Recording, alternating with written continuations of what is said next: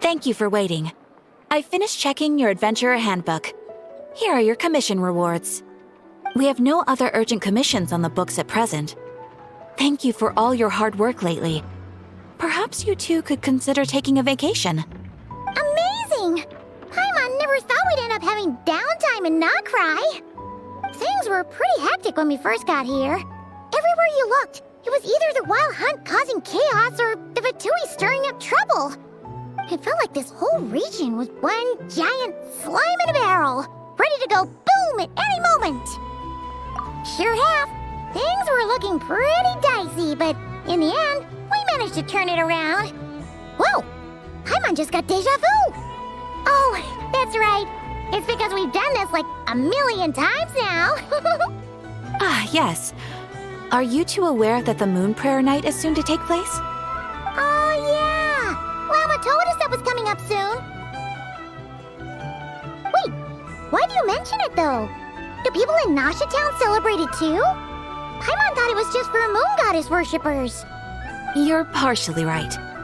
Most people in Nasha Town just see the festival as an opportunity to do business. They do not concern themselves with the religious element. The festival was first celebrated by the Frost Moon Scions. On this day, they would wear moon prayer blossoms and celebrate the birth of the moon goddess through song and dance. They would also prepare food and handicrafts and give them as gifts to others. Over time, it became Nodcry's most lively festival. Oh, sounds like fun! Great! Well, in the meantime, since Catherine doesn't have any commissions for us, let's focus on some personal business instead. When we first got here, you mentioned that this was where your spaceship landed? We didn't get to follow up on it at the time, because we got wrapped up in that whole rare situation, but now we can finally start investigating it properly.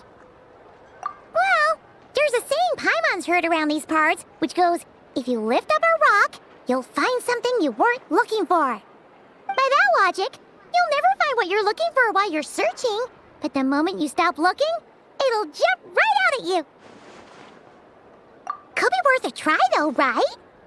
Anyway, Paimon suggests we focus on other stuff we want to do for now, and just keep an ear out for spaceship-related intel as we go.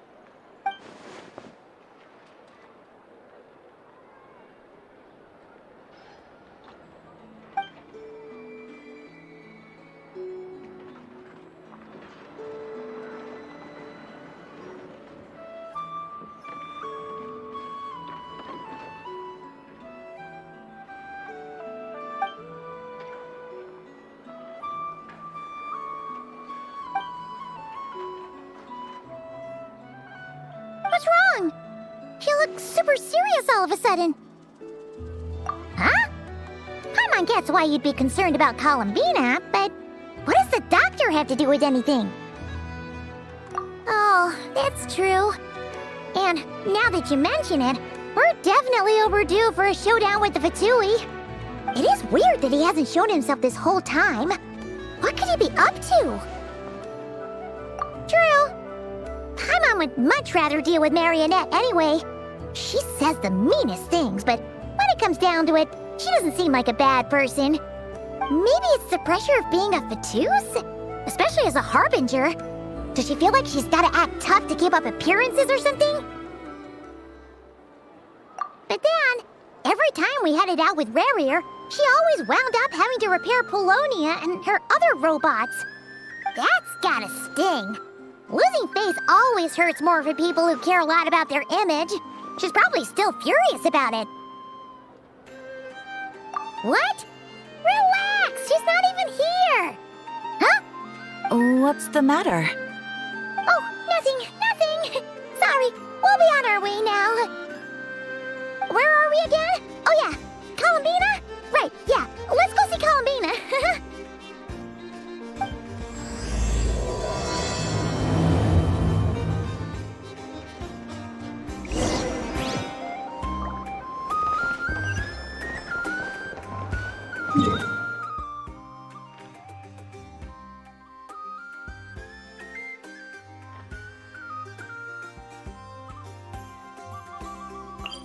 Hey,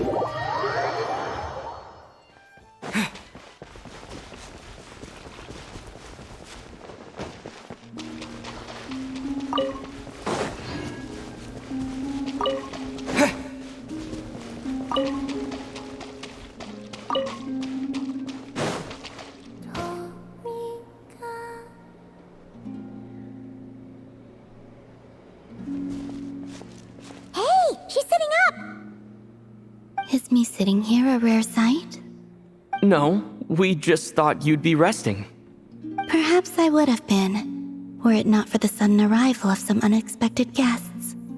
Not that I consider it a disturbance. After all, you are the only ones who are free to enter.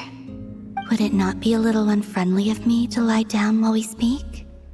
I didn't realize you put so much thought into little things like that.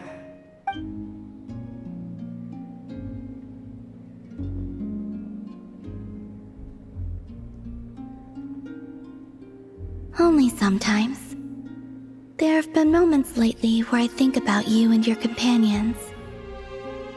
They are warm, mysterious, and cozy memories. Very few of my past memories are anything like that. They say that travelers return home bearing bags full of souvenirs.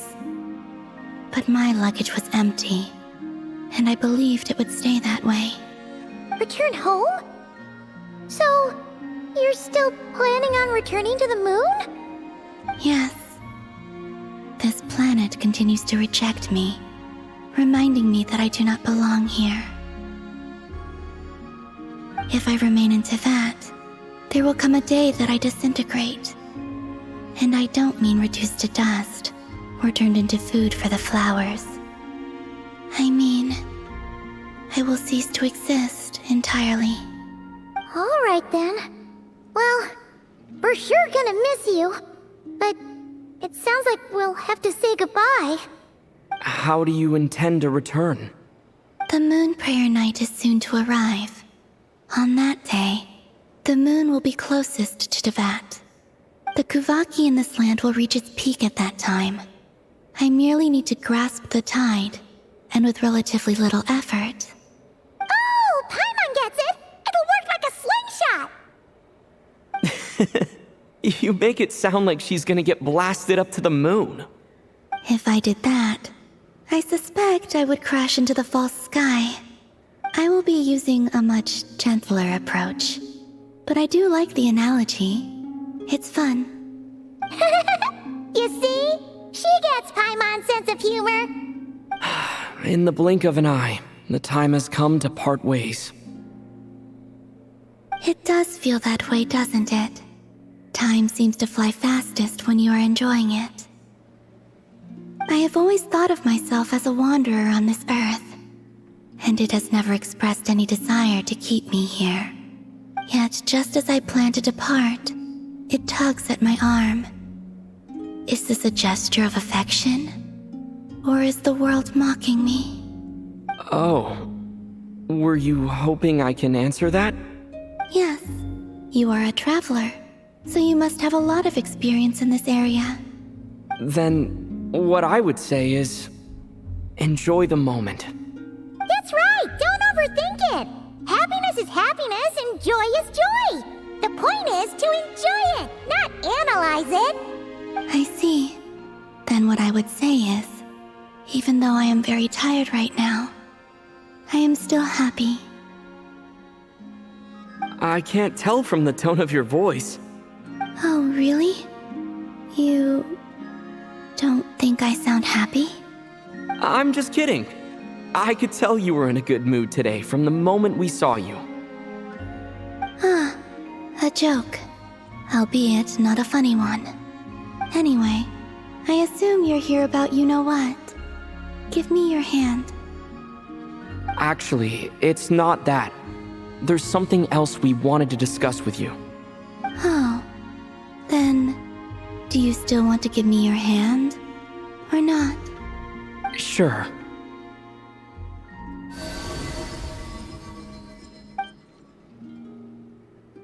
Thank you.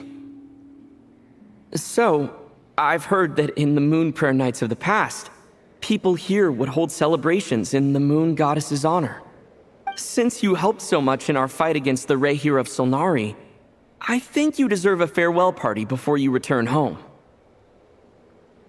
I haven't asked everyone else for their opinions on this yet, but I'd like to invite you to join the upcoming Moon Prayer Night. I've never joined a moon prayer night before. I'm not sure what I would even do. Oh, don't worry about that. We take care of everything. All you need to do is show up. Of course, there's no need to force it if you're not feeling strong enough. It's just, this kind of felt like a golden opportunity.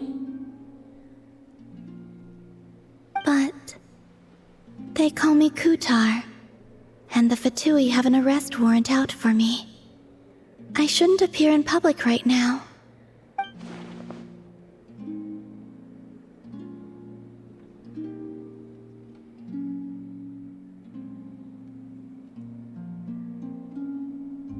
I'll make it work.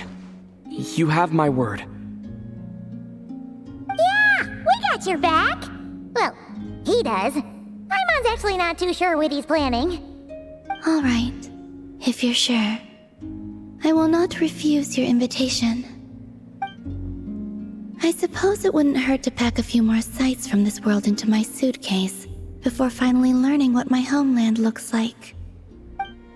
Oh, if you see Lauma, please tell her that my answer to the question she asked me is neither yes nor no. Rather, it is, there is no need. That was kind of cryptic, but sure. Guess it's between the two of you. We'll pass along the message. Bye for now.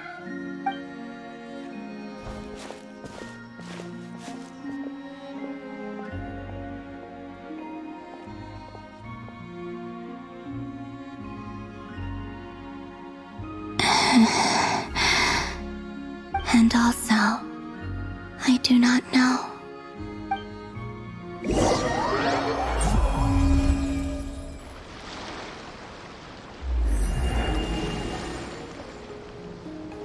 Since she's agreed to join the festival, let's go see who else wants to take part. Lauma's gotta be the person most familiar with the...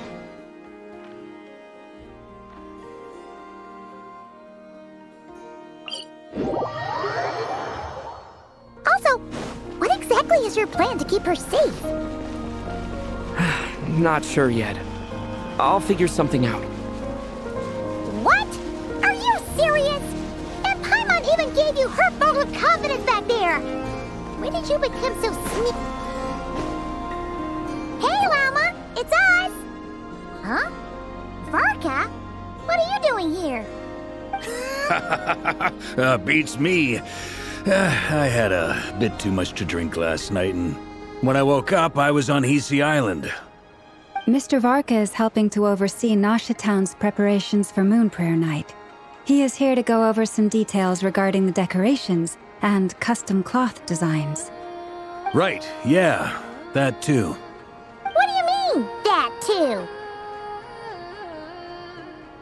Yes, celebrating this festival is a long-held tradition here in Nodkrai. On this day, the crescent moon at the top branches of the verdant crest turns into a full moon, and the moon prayer blossoms bloom with a special radiance. Our people take these to be blessed omens. It's an especially welcome event coming off the back of all that nasty business with Rehir. Everyone got put through the ringer recently, and now they're looking to turn their fortunes around. The big shots in town all agree that a big, lively celebration is just what we need to rebuild people's faith in this place. No wonder Catherine said that people weren't so bothered about the religious element. That's right. It's become more of a local custom by this point. The celebrations have little to do with whether the religious stories behind this event are true or not.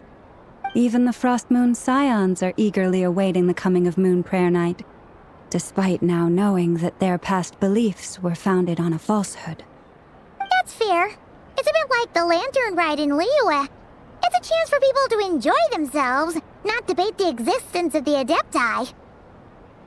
Oh, one other thing! We just went to see Columbina. We went her to take part in the festival this time. Hope it's okay. Wait, so... you mean she agreed to it? Huh. That's quite a surprise. Then I suppose that she intends to return to the moon on that day. Oh, yeah! It's kind of a complicated process, but basically, it's like a slingshot. I understand. In truth, I had a feeling that she might make such a decision. Well, if Kuthar has decided to participate in the festival, we should prepare accordingly. Yeah, exactly. She was saying how it could be risky for her to show her face in public. We were wondering if there was any way we could hide her. Unfortunately, the people who carved the statues did an excellent job of capturing her likeness. It will be very challenging to hide a goddess whose face everyone is so familiar with. Darn! We may have bitten off more than we can chew here. Nah, don't sweat the small stuff. We can handle that. Huh? Are you saying you have a plan? Not as such, no, but the most important thing with a festival is to keep the mood light and your spirits up. You can't go preparing for a festival with those long faces. You'll never convince anyone to enjoy themselves. The Mondstatter spirit is strong with this one. As it happens, I agree with Mr. Varka. Let's start by making our appreciation for Kuthar the beating heart of the festive atmosphere. And who knows?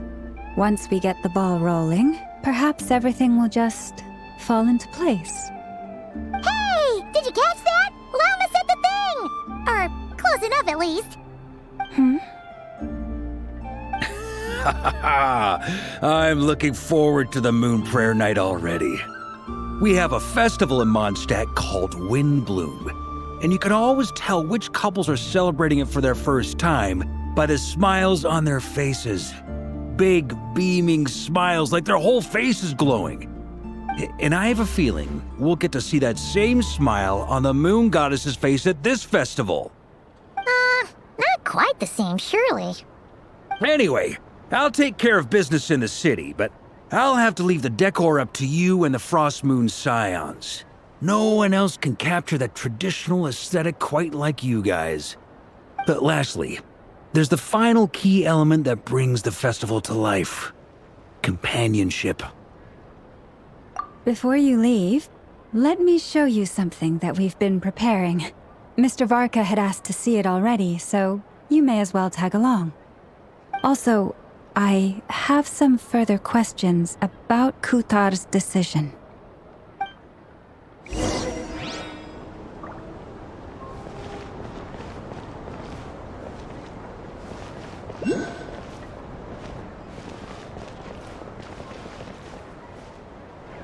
Huh! What's this? They sure look like they're having fun. I believe so. Kuhenki seem very skilled at playing drums like these, although I'm not sure where they learned it from. Maybe it's an innate talent? In their eyes, they're probably just playing with toys.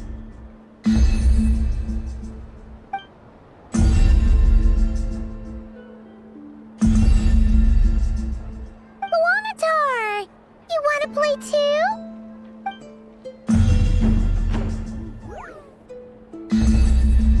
Yeah.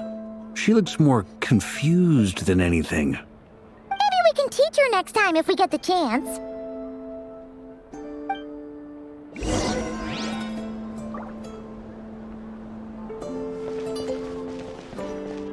What are these floaty things? Moon veils. We hang them from... Everyone seems hard at work. They are preparing items for Moon Prayer Night. For instance, the sculpture being made over here, Mr. Varka and I were just finalizing the details of where it will be placed. Ah, there she is. I didn't know the finished article would be so large. Not to worry, though. All the necessary arrangements have been made. Just let me know once it's ready, and I'll get some people to ship it over. You have my thanks. And over here, we are preparing a very traditional confection.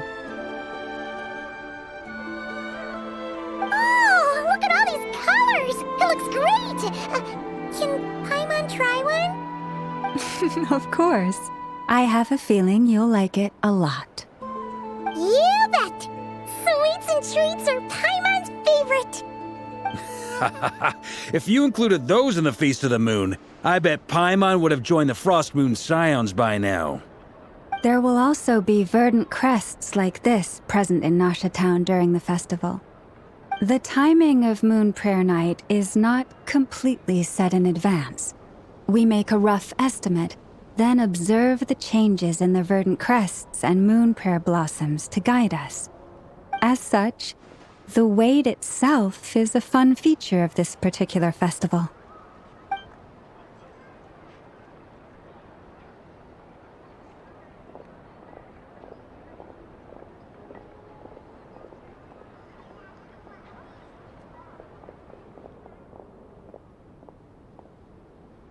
Let's talk here. To tell the truth, I am very surprised to hear that Kutar is willing to participate in the festival. I once asked her if she'd be willing to stay with the Frost Moon Scions. I could introduce her to everyone, and we could be a family to one another. She did not answer, but she has not appeared here since. I took this to mean her answer was no, but if that were the case, she would not have accepted this invitation.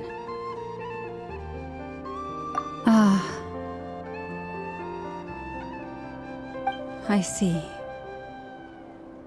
Maybe she is right. Maybe the Frost Moon Scions of today no longer need a moon goddess. But my wish was not for her to come here and be worshipped as a deity. I simply wanted to offer her a place to stay. I'm sure she believes that showing herself here might invite Fatui intervention, and as such, she does not wish to cause us trouble. But what really pains me about all this is that this is her birthplace.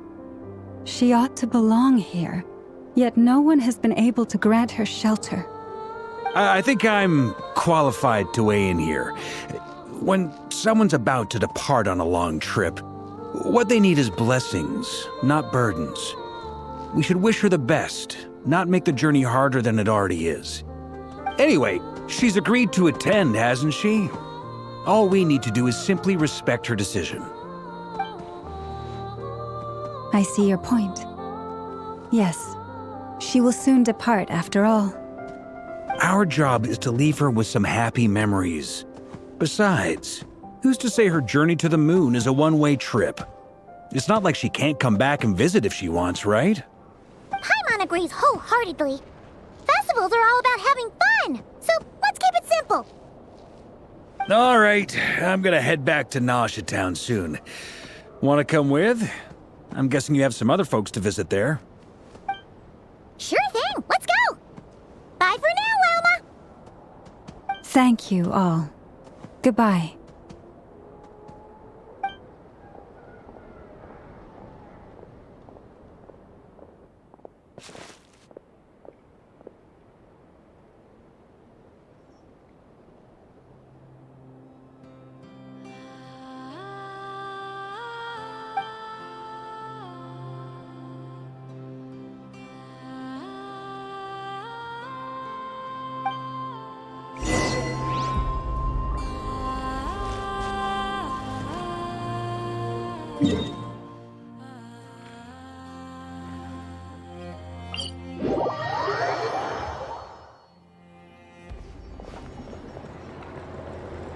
Huh? Hey, over there! It's Duran and Albedo with twins! What could they be chatting about?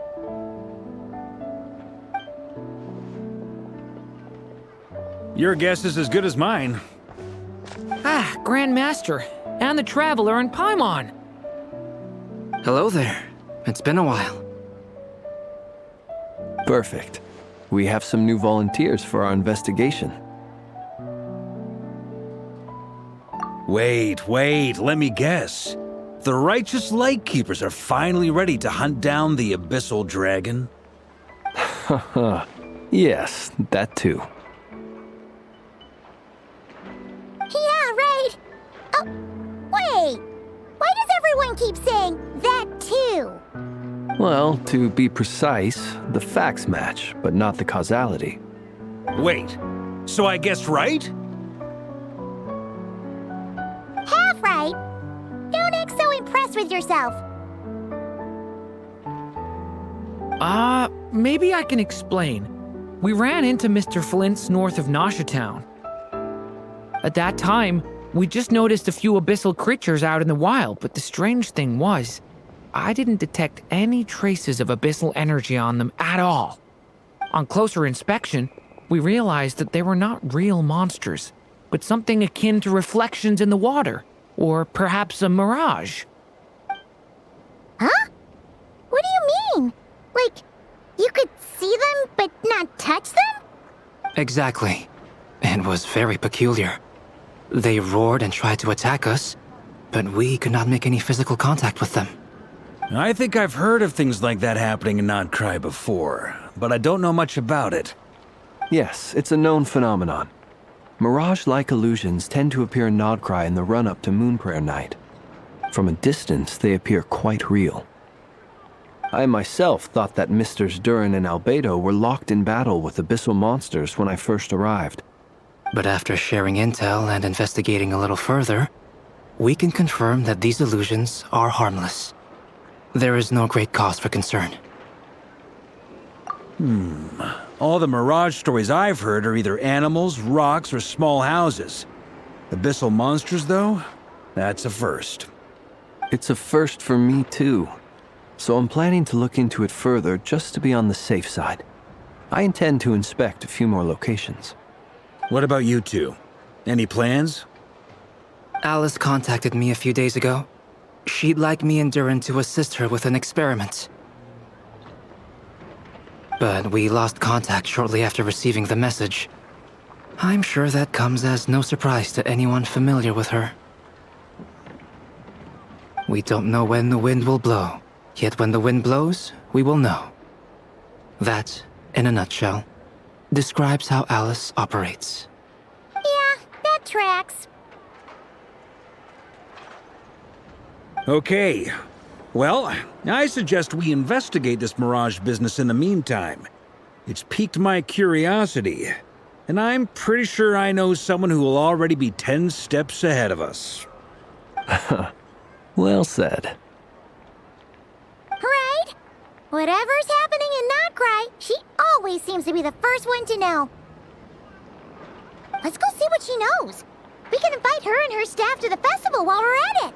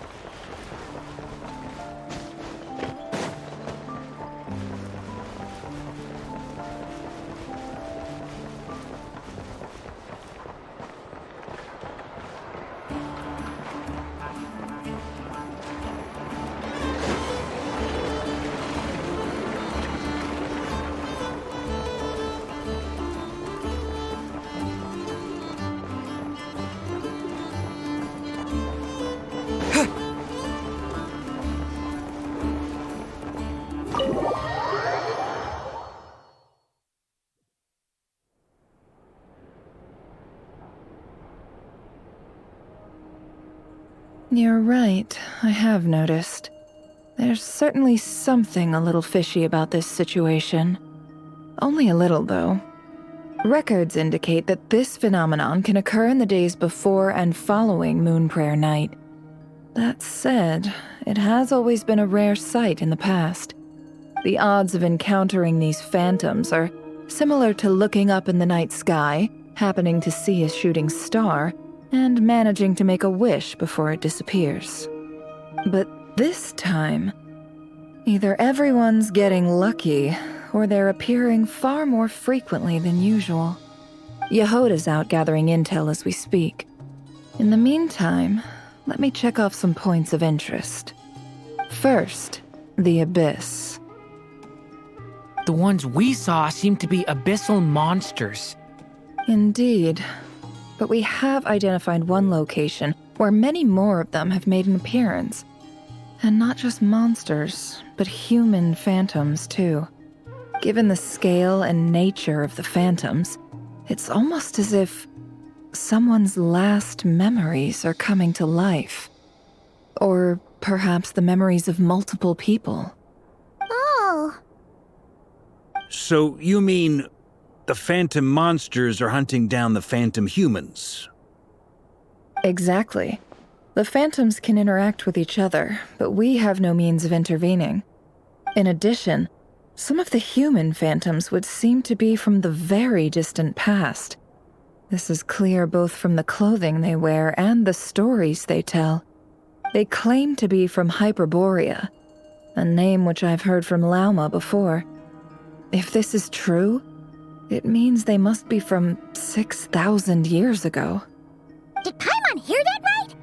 6,000 years? It sounds like this merits further exploration. That'd be a big help. I'll leave it with you, Albedo. My knowledge of ancient history is non-existent. I used to doze off every time the pre-Knights of Favonius era came up in class. It's quite a miracle that you were able to understand these phantoms' speech, given how long ago they lived. I suppose you're right. But I'll leave the archaeologists to ruminate over that conundrum. As an intelligence broker, my sole interest is in the value of the information I gather. Which, in this case, hopefully means earning myself some good favor with our dear Lady Moonchanter. So calculating. Whew, this intel broker logic always catches Paimon by surprise. Sounds to me like we could split the work up. I think the abyssal phenomenon is best left to Albedo, Flints, and me. Agreed. It coincides with my duty as a lightkeeper. For my part, I'd like to understand the abyss better. Even a little knowledge would go a long way. This is certainly a rare opportunity to study the abyss. But even rarer, perhaps, is the chance to make contact with the ancients. The Curatorium will take the lead on investigating the Hyperboreans. We put in the work to learn what we know so far. It seems only fair that we get some quantity of exclusive intel. That just leaves our trusty team of 2 unassigned. Since you became an honorary knight, of course. This was part of my grand plan all along. Ha ha ha! Oh yeah, by the way, we managed to convince Columbina to come to the Moon Prayer Night celebrations. Would you and Yehoda like to join too? She agreed to that? Huh. Quite an achievement. Never underestimate the traveler, I guess. I'd be happy to join. No point shutting myself inside when the streets are all decked out. I doubt any clients will be visiting during the festival in any case.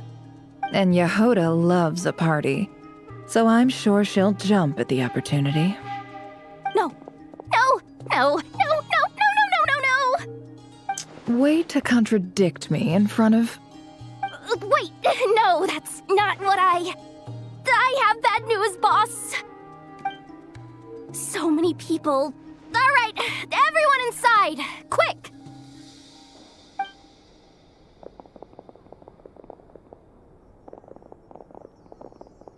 This is gonna sound crazy, but hear me out.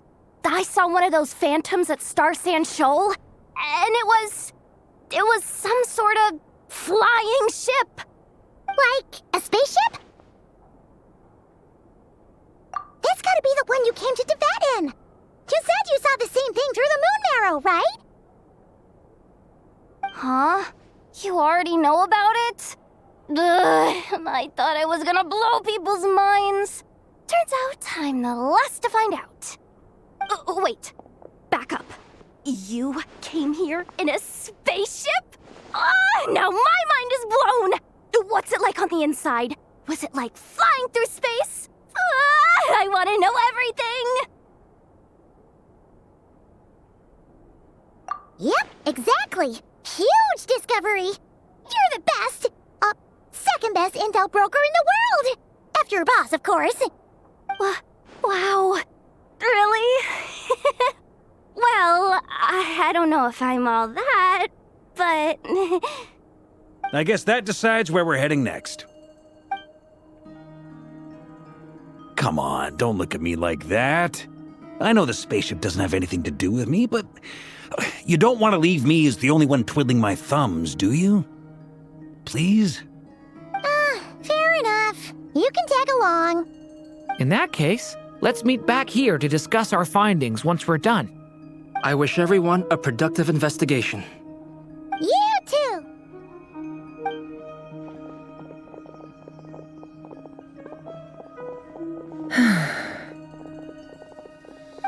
What's up, boss? Aren't we gonna head out?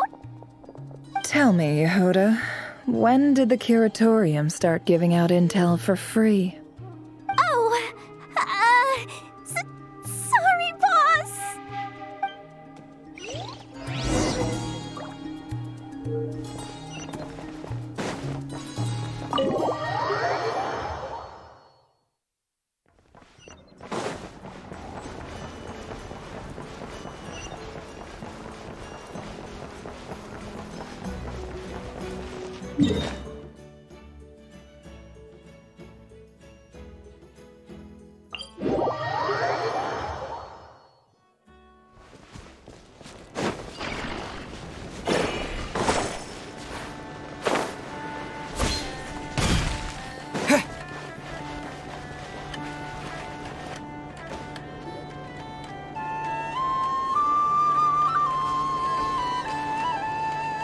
Wow, what do you know? Yehuda was right on the money.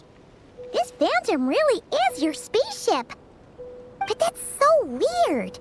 Why would it show up here? Is it some kind of projection? Or a ghost? Like, maybe it no longer exists, but somehow it left an afterimage? Ah, you're already here. Miss Lauma, what a surprise. I thought you were busy with festival preparations. I was, until one of our people informed me that a strange sight had appeared at Starsand Shoal. No one's ever seen something quite like this before. I thought I should see it for myself. Same here. Oh, so we heard that these things appear around the festival period. Any idea why that is? Unfortunately not. We have very limited information about them, since they can't be interacted with. And no human phantoms have ever made an appearance before now. The most we've been able to deduce is that these sightings appear to... Yeah, seems like that's all we can do. This is all so confusing. Allow me to lend you a hand.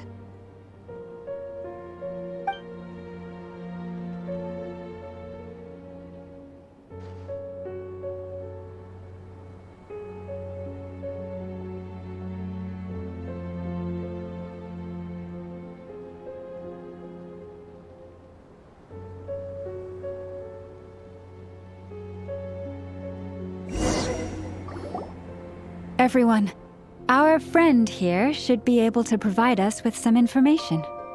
Is that a phantom rhymehorn deer? I've heard about how the Frost Moon Scions live in harmony with the animals and can even communicate with them. That's coming in handy now, for sure. Okay. Yes, I understand. Then how about this?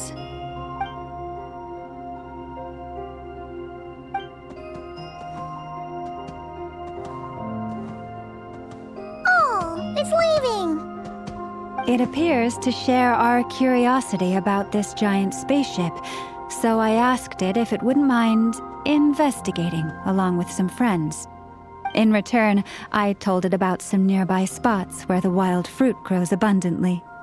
We may live in a different era from these phantoms, but I trust that the terrain, climate, and ecology here are more resistant to the effects of time than some things are. Let's give them a moment and hope for the best.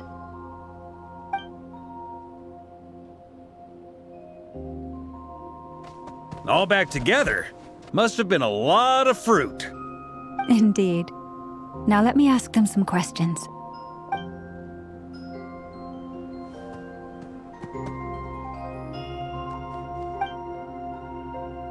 it did find a lot of wild fruit, enough for them to feast for a long while.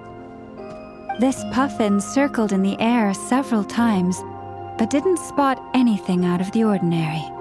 Certainly nothing to do with the spaceship. Huh. Well, it definitely makes sense to get a bird's eye view. Indeed. Other than that, I was also thinking that the world these phantoms see is also different from ours. Oh, I get what you mean. The wild fruit exists in both times and spaces, but there might also be things that only exist in that space-time, which we can't see. Good point. Great thinking, Llama. Blunthorn rhinos can use kuvaki to shift great rocks, but this one says it couldn't get that ship to budge by even an inch. The sniffer mole tried too, but despite being a skilled digger, it could not get through.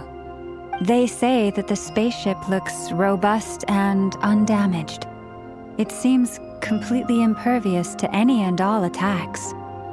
Whatever lies within is well defended from harm. So, just like us humans, there was nothing they could do about this spaceship either. Yes, still, they deserve our thanks. We are grateful for all your efforts, dear friends. Now go, and enjoy your feast. I've noticed some other human phantoms gathered nearby. Come on, let's go talk to them.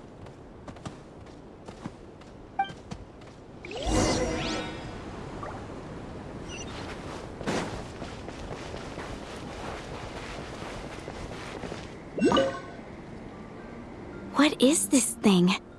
I've never seen it move, and there's no way to get inside. Goodness knows. My grandpa says it's been sitting here at least since his grandpa was still alive. What about his grandpa? Did he say anything to your grandpa's grandpa about it?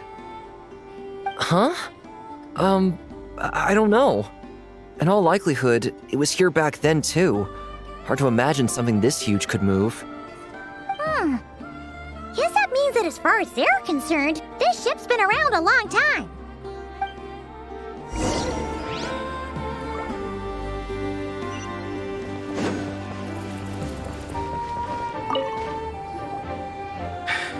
Come on, brothers. If we can get even a small chunk off of this thing, it's gotta be worth a fortune. Today is the day we strike it rich. Huh? You mean Paimon? Yes, brother, I shall join you. Let's make our fortune. We should go with them. What the? This thing is crazy tough. I can't even scratch it. What's it made of? Sorry, brother. Looks like we'll have to seek our fortunes elsewhere. Enjoying yourself? I was just seeing if I could influence this phantom's perception by playing. But nope, no dice.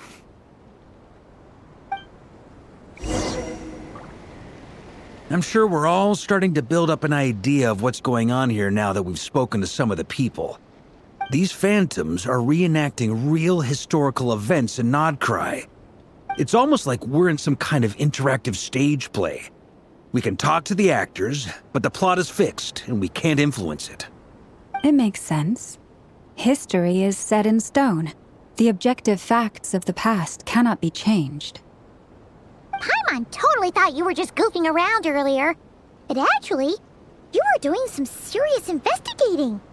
Of course I was. Anyway, at this point, I think we're forced to conclude that although the Phantom spaceship is right there in front of us, we aren't going to learn much about it from these people.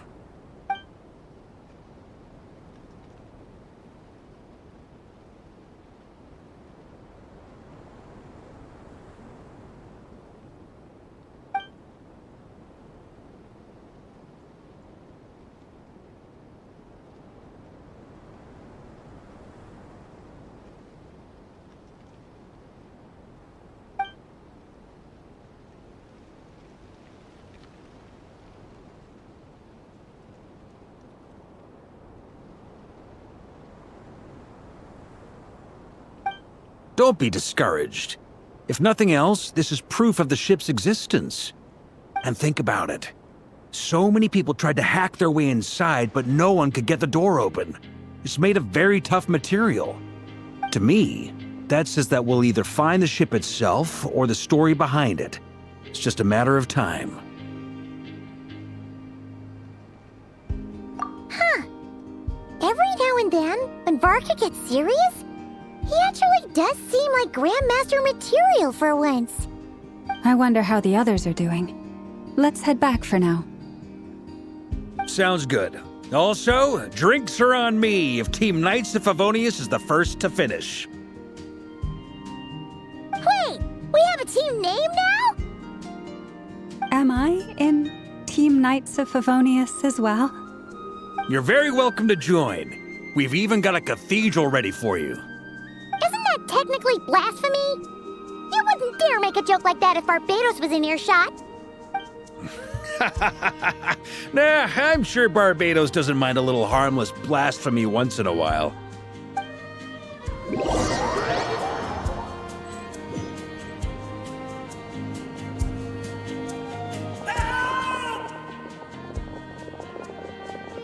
Oh, no! Get away! Oh.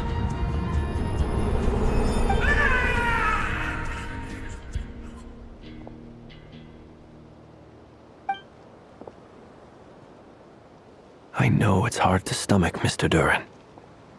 But as I'm sure you've noticed, there is nothing we can do to intervene in that which unfolds before us. But we have to at least try. And try you have. But are you aware of how many unsuccessful attempts you've made now? I wasn't keeping count.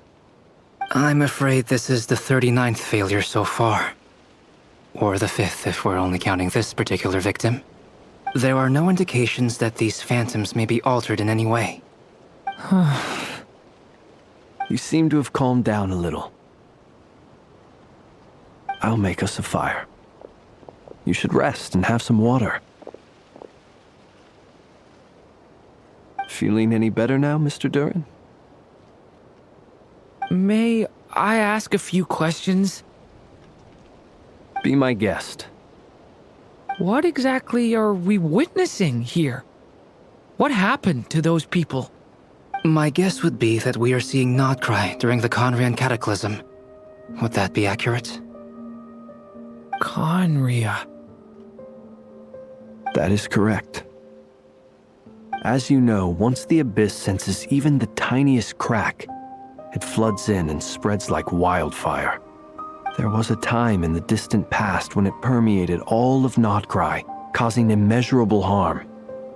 The people paid a terrible price to heal this land. Then, 500 years ago, the whole of Teyvat suffered an abyssal disaster. Once more, Nodcry was dealt a devastating blow. I see. In the face of the abyssal onslaught, all were like grains of sand tossed around by a tidal wave. Be they human, fae, or god. The moment you witnessed is but one drop in a whole ocean of catastrophe. All right. I guess that answers my second question, too. I wanted to know why there's nothing I could do to help them, and that's because what we are seeing is history. That would be my guess as well. As I understand it, history and fate are not all that dissimilar. The latter may be unseen to us, but both are immutable. Yes. Fate was determined long, long ago. I still have a couple of other questions for you, Mr. Flint. You mentioned more than one abyssal disaster that has struck this land in the past. How can you be sure that what we're seeing is from the Conrian incident? And also, how are you able to stay so calm when you're talking about these events? From everything I know about you, you're not cold or ruthless, and you're not indifferent to the suffering of others.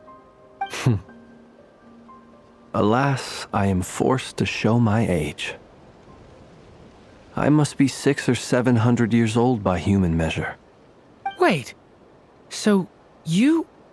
One is not easily moved by history when one has witnessed the truth firsthand. I'm sorry. You needn't apologize. Your passion is a good thing to have. Treasure it, because someday you may find it in terribly short supply. Now, at the risk of offending you, I have a question in return. Your curiosity toward the abyss, is it born from hatred or because you sense its call? I only ask because I kept a fragment of Rarir's body in my lantern for a short time. Specifically, his heart. So I know what a burden it can be to carry the abyss with you. And I hear its power growling from somewhere within you. In my eyes, your mere existence is a miracle. My honest answer is... I don't know. I don't think I have the confidence to say for certain.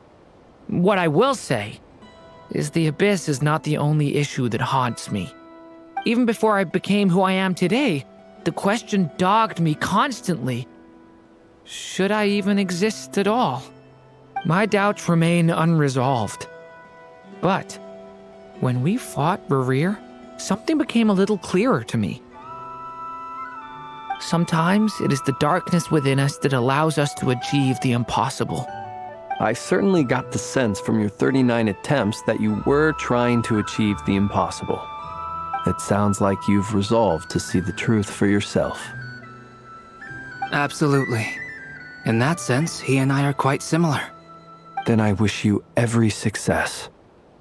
I look forward to the day of your transcension. Well, if everyone's caught their breath, I suppose we should head back. Oh, and one last thing. I'd appreciate if you kept our discussion about history a secret.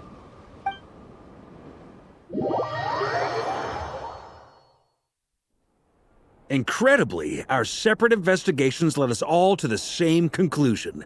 Hooray for consensus! Yeah, but we barely learned anything, though. I totally thought this would be the mother lode. Talking with the ancients? I mean, come on! But nope. All we got was useless snippets of conversation. And all this stuff about moons and hyperopia. What a load of baloney. Seems like people back then had a few screws loose. I understand your frustration. We found the same issue. Each phantom only showed a very brief moment in time. There isn't much value to be found in these miscellaneous fragments of a civilization's history, no matter how glorious it may have been. If there's a silver lining, it's that these phantoms are harmless to the present reality. They shouldn't get in the way of the festivities. Paimon agrees. And not just because it's the first thing she understood in this whole conversation. You look disappointed, Nefer. Is something the matter? What do you think? We all worked our tails off, but the only one to gain anything from it was you, Lady Moonjanter. Well, please do share the Hyperborean records with me. I will gladly inscribe them in our people's documents. Oh, duh! Yeah! That was it! Hyperborea! Hyperborea. I'm serious. Only an expert in the Frostmoon Scions and their history can turn these records into valuable research material. The alternative is to let them gather dust on the Curatorium's storage shelves until the pages turn yellow. Nefer, you're wise enough to know that cooperating and sharing the profits is the best course of action here. Well, that goes without saying. Sure, let's do that. Huh? But didn't you say we aren't supposed to give out intel for free? Sorry.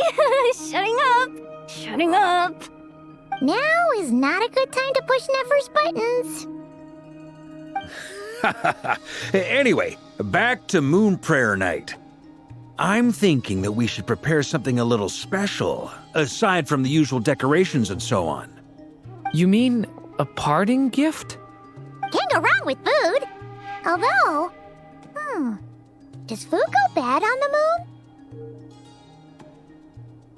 Perhaps a lantern would be a better choice. It might be dark up there. It could prove difficult to light a lantern on the moon. Magical stones might serve that purpose better. What about a clockwork mecha model from Fontaine? I've got a whole bunch at home. I use them for fighting practice in my free time. None of these sound like things she would be even remotely interested in. But we don't interact with her enough to know what she likes. Yeah. It would really save us the guesswork if someone could find out what she's into. Wait, what the? Traveler? They're all looking at you. Great! Haha, problem solved. Now, I need to stop by Dory's. Gonna need her help sourcing a bunch of stuff for the festival. Then let's leave it there for now. We all have our own business to attend to. Traveler, if you find out what Kutar likes, let us know right away.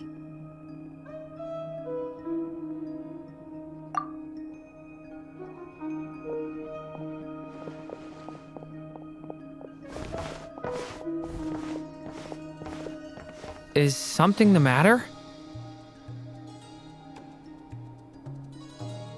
I'm fine. It's just... I'm still feeling a little rattled after witnessing the horrors of the abyss. But it's okay. This is something I have to work through.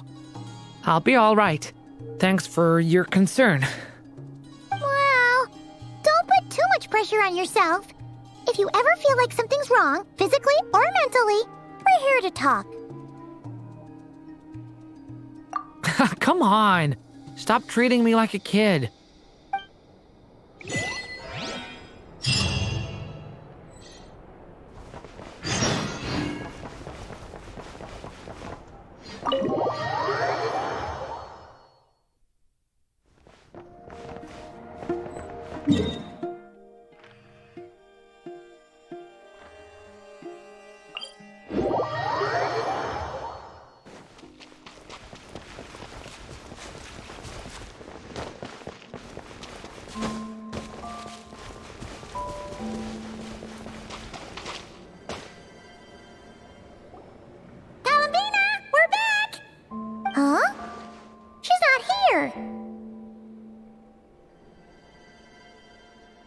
Weren't there a few Kuhenki here last time, too? Where did they all go?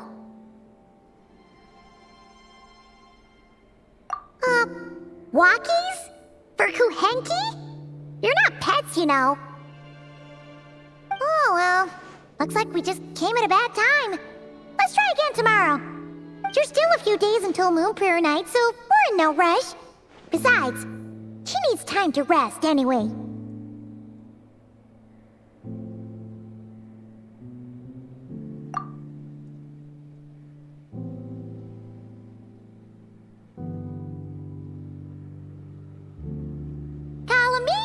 Are you back yet? Oh, how strange. Looks like she still isn't here. Right? It's not like her to spend so much time outside, especially since she's worried about attracting unwanted attention. What about Luanatar? Luanatar, you there?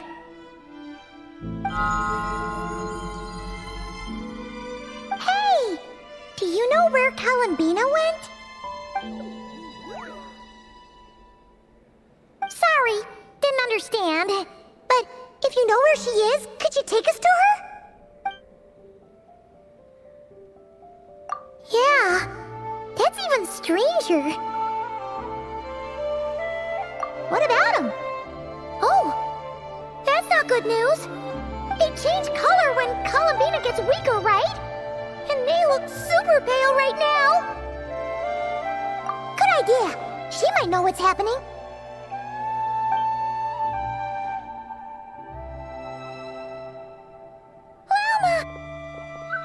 Ah, it's you. How is Kutar? Is she okay? No, she hasn't. I came here to check on her after I noticed the flowers had changed color. Based on past precedent, she must be very weak right now. Even getting up to walk would be a struggle. it seems unlikely that she wandered off outside. Not to mention that she doesn't do that at the best of times either. So yeah, this is super weird. No. Very few people are in the know about Kutar's whereabouts. And if anyone suspicious had visited, they'd have left some sort of evidence. Come on, let's go to Nasha Town. If anyone has seen her, someone there will know about it. It's Notcry's information hub after all. Makes sense. Let's go!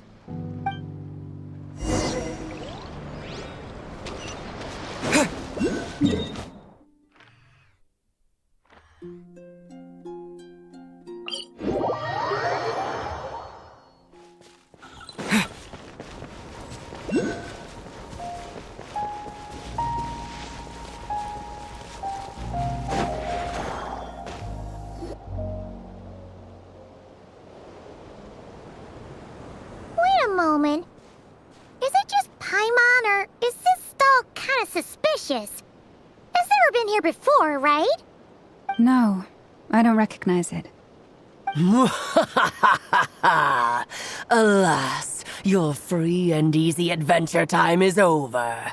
Now, prepare to face the final boss of Nocturno.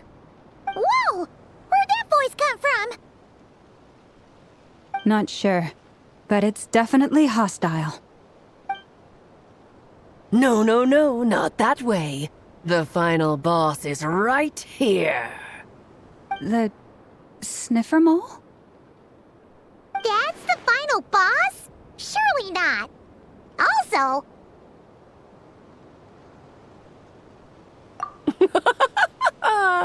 Okay, the jig is up. I'll stop teasing you. Turn around. I'm right behind you. It seems I've managed to leave quite an indelible impression, even though you've never seen my face. Ah, nothing could make a great mage more pleased with herself.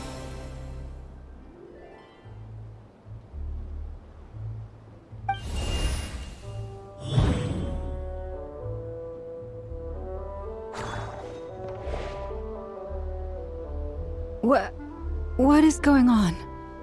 I've heard that all the big shots in Teyvat have long, wordy titles that stun people speechless when they make their entrance. Unfortunately, none of them are affiliated with the Hexen Circle, and we ourselves keep a very low profile. The notorious name-dropping doesn't quite work for us. Still, I, for one, think I'm really quite amazing. So that didn't stop me from coming up with a title anyway.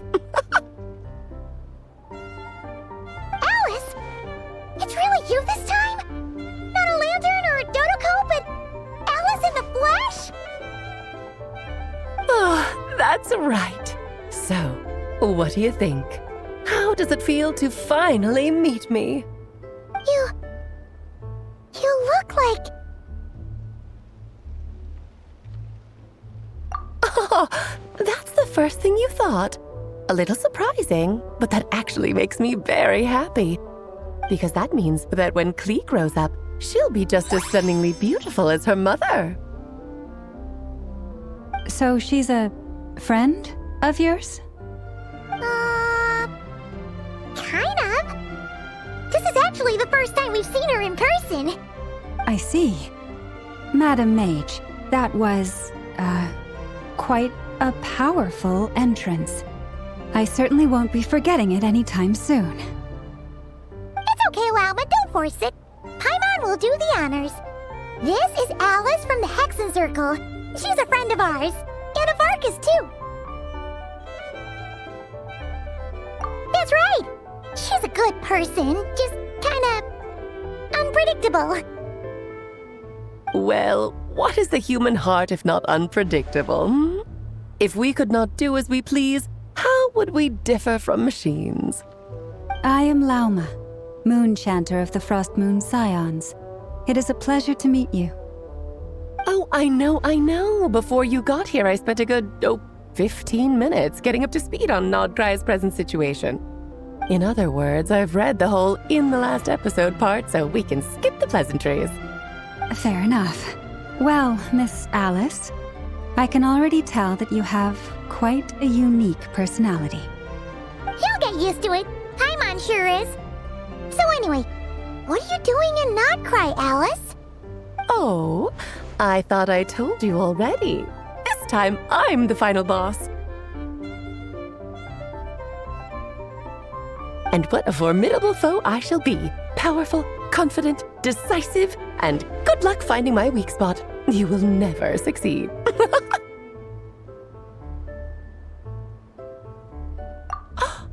Oh, drat!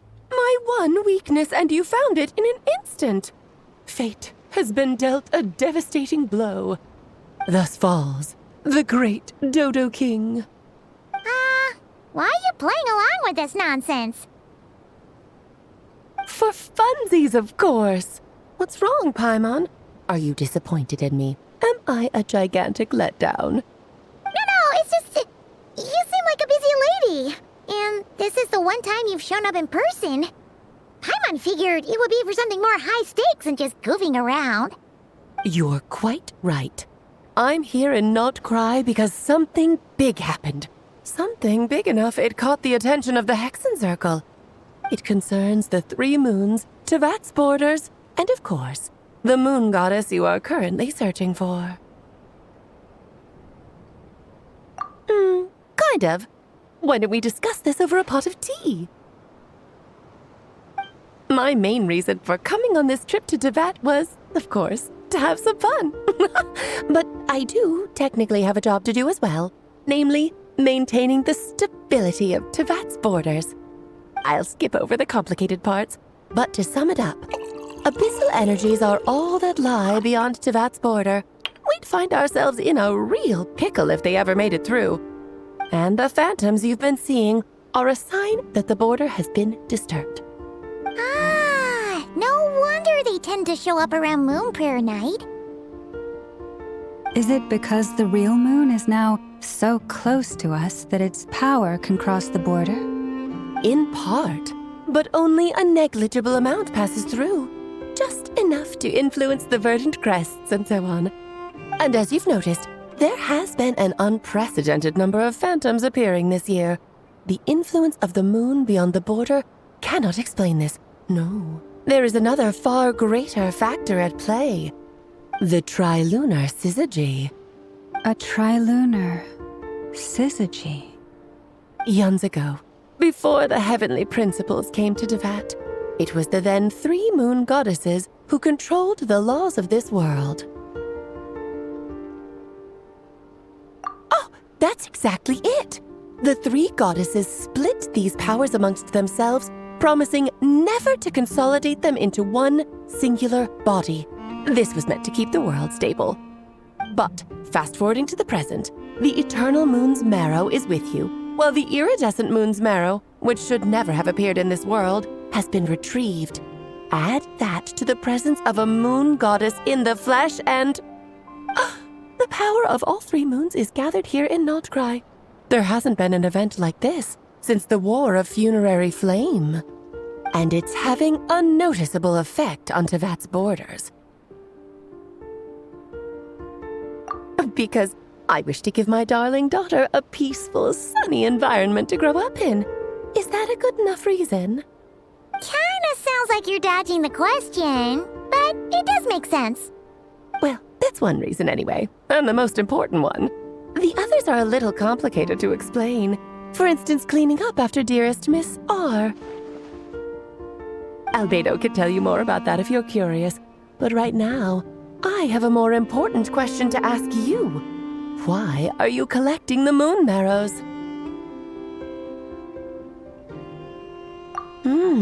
I see. Nicole told me about that legend once. Nicole?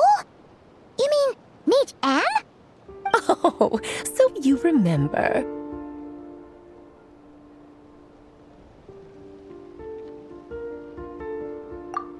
Yes, of course. That was a story about fate, her area of expertise.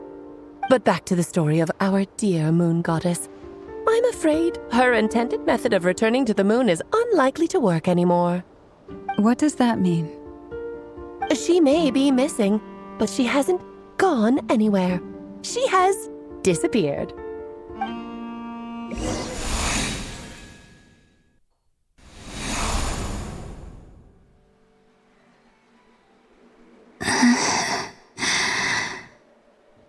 body is so heavy. Wait, no. It's my mind that's heavy. My arms and legs are as light as a feather. What's happening to me? I feel drowsy, like I've been asleep for too long. Is it daytime or nighttime? Is the moon out? I think I'll go for a walk.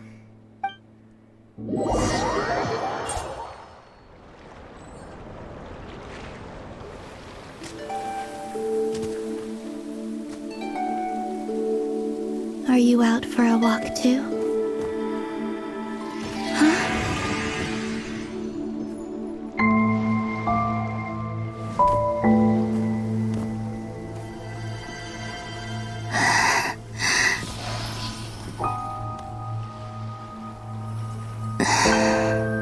The day has come at last.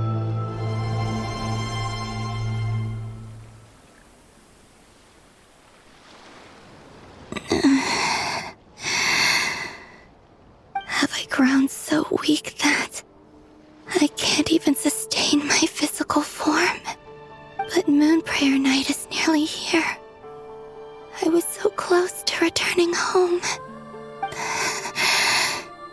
Death is near. Is this how it ends for me? Will I return to the moon after I disappear? Or... I don't want it to end like this. So far, at least, I still exist. Even if not physically, I can still feel. But as my power wanes, I'm sure that too will fade. I suppose I might take one final look at this world. The world where I was born.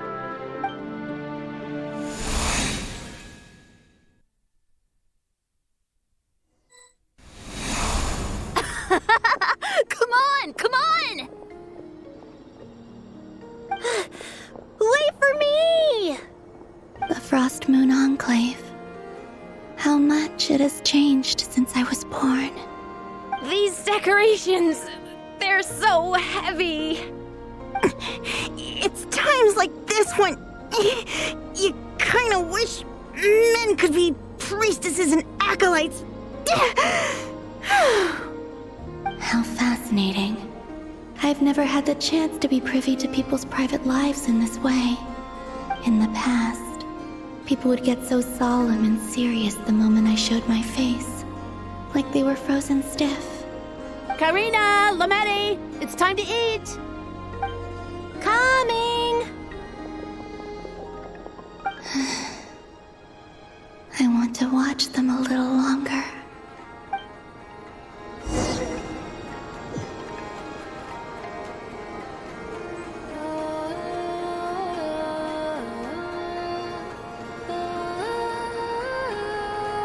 So just fill these balloons with air, right? Yep. Try a couple now to test things out. The rest can wait till Moon Prayer Night. Think fast.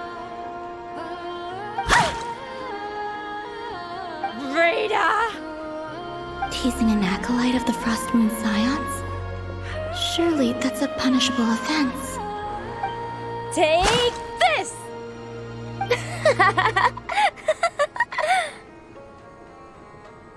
Huh? All right, enough horsing around. Lady Lauma gave us a task. We should get back to it. The task is just to check that the balloons don't leak, right? Doesn't matter if we fill them with air or water. Yeah. Okay, you got me there. And you got me there. But still, we can't use all the balloons before the festival even starts. We won't use all of them. And as long as Lady Lauma's trusted acolyte doesn't snitch, this can stay as a little secret between friends. A couple more can't do any harm, right? Oh, you menace. Then, Think fast! Is pumping a balloon full of water really so much fun?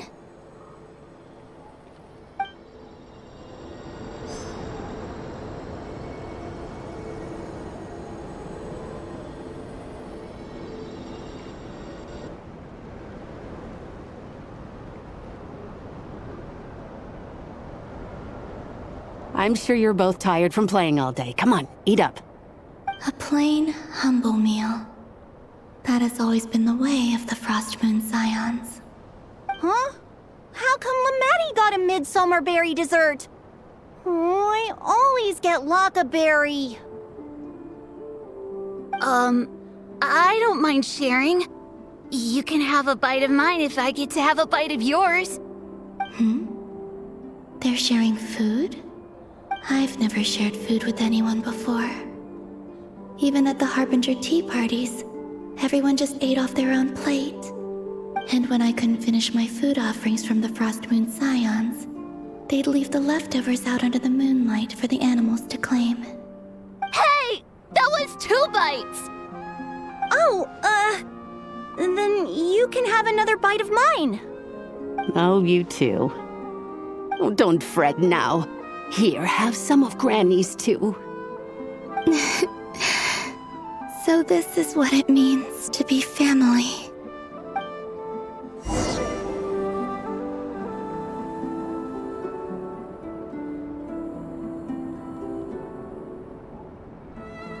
I'm seeing so much that I'd never usually get to see. They'd never act like this when I was around. It's nice, being able to just watch people in peace in these final moments. What a rare opportunity. I think I'll go take a look around Nasha Town, too. Maybe the Traveler will be there.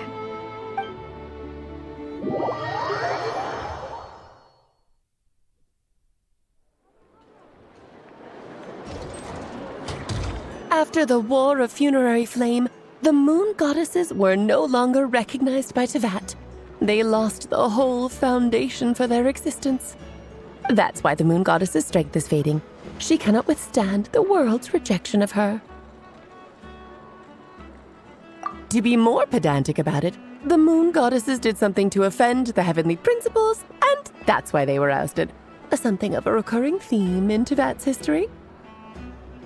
Theoretically, speaking so candidly should put me in their crosshairs too, but they can't tell me what to do. I'll say whatever I want. Anywho, the Moon Marrow energies were but a drop in the bucket for her, and that battle against the Ray Hair of Solnari only weakened her further. Fortunately, it happened close enough to Moon Prayer Night when the Kuvaki concentration here is high. That's the only reason she managed to survive this long. What do you mean, fortunately? You said she disappeared. We're too late. Oh, what a headache. I thought this was all common knowledge. I guess I have some more explaining to do. Okay, buckle up. It's time for another lecture.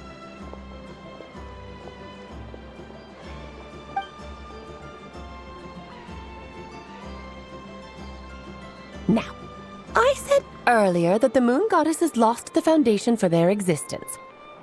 The reason for that has to do with the natural order. Basically, the rationale for their existence in Teyvat was lost. The same logic applies to the present Moon Goddess, too. Consider her existence so far. Her comrades in the Fatui called her Damselette. And she was worshipped as Kutar by the Frost Moon Scions. But these connections have now been severed, whether by her hand or yours. So, the rationale that once sustained her existence is now gone. Wait, we did that to her? Oh, well, strictly speaking, yes.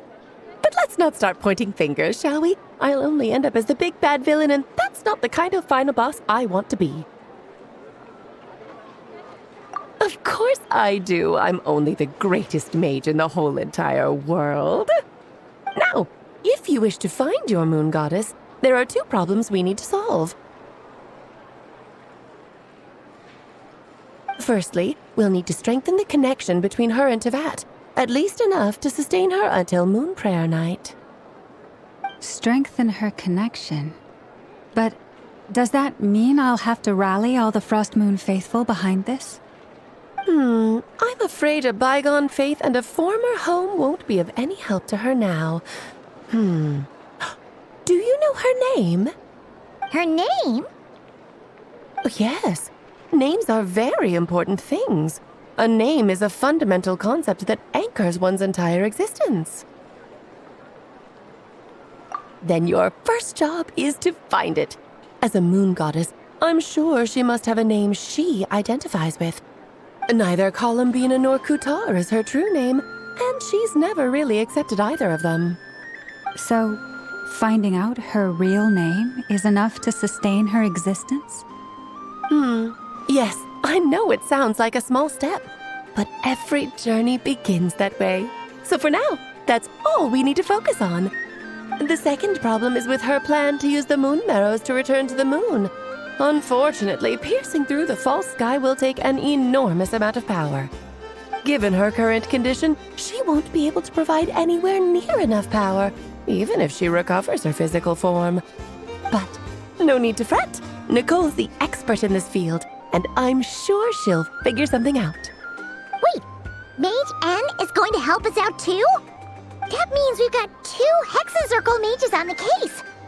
This is turning into a pretty big deal. Actually, this is more of a side quest for me. Like you said, I'm a busy lady, so I can't stay for too long. I'll have to return to Tibet's border soon. That's the upside you get for looking out for my little Klee. Hopefully that will incentivize you to carry on keeping her company in the future. Anyway, jokes aside, you'd better get moving. It will take quite a miracle for the moon goddess's consciousness to hold out till moon prayer night. Oh, I suppose I might as well tell you where Nicole is before I leave. Off you go now. Time to meet your new friend. Oh, yes, and a little suggestion. Don't forget to mind your heads. What? I wonder how Durin's doing. I should really go see him before I head back. You really are super busy. I most certainly am.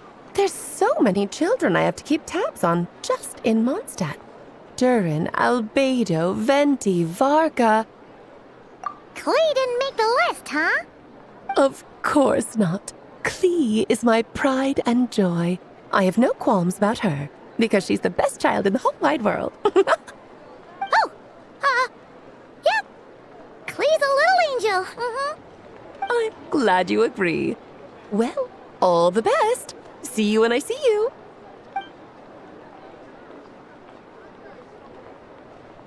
She left in a hurry. Yeah. She didn't pack up her stall. Should we handle it for her? I must say, I'm now very curious about her daughter. Klee, wasn't it? What's she like? That's a long story. Come on, we'll fill you in as we go.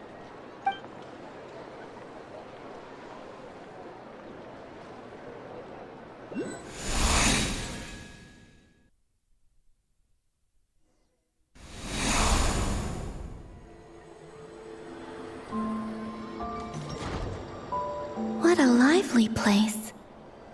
I've never experienced Nasha Town like this before. Hey, you old geezer! Your hammer's rusted through! Who are you calling old geezer? Are they quarreling? I'm looking right at him! You've really gone downhill since giving your daughter free rein in the workshop. Can you even swing a hammer anymore? It shouldn't take you days just to fix a single chair! You might as well use that hammer to massage my back for all the good it's doing. Don't run your mouth, or you'll get a back massage that'll put you in bed for the rest of your life. Look, the materials haven't arrived yet, all right? You know how busy it gets in the days before moon prayer night. I'll bet you send all the materials to your little princess. Blood's always thicker than water, huh? All right, you've made your point, Uncle Koski. As soon as the materials arrive, fixing your chair will be the #1 priority. And Dad, if you've got time to chat, why don't you lend me a hand, See? Lolka knows what the score is. I guess they're friends. But the way they spoke to each other was so ugly. Then again, it wouldn't be the first time I've seen something like this. Columbina! Sing outside my door in the middle of the night one more time, and I'll unscrew your vocal cords. You hear me? Oh, Zandrone. So that was her way of trying to be friends with me. What a pity. I won't get the chance to say any ugly things in reply.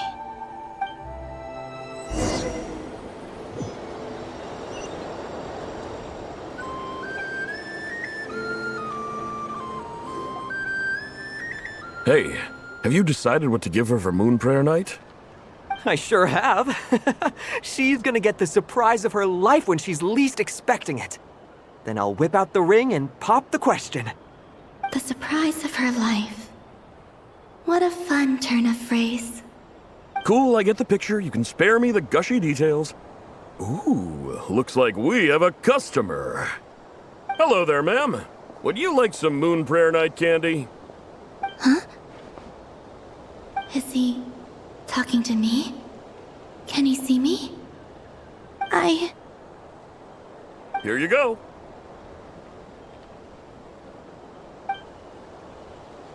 Oh.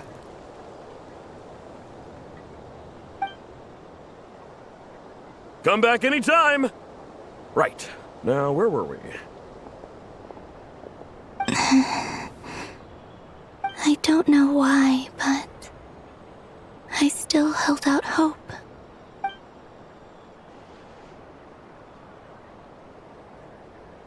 The most important thing right now is to find that mage. This name thing seems super important too, but where do we even start looking? I'd better go pay the Fatui a visit.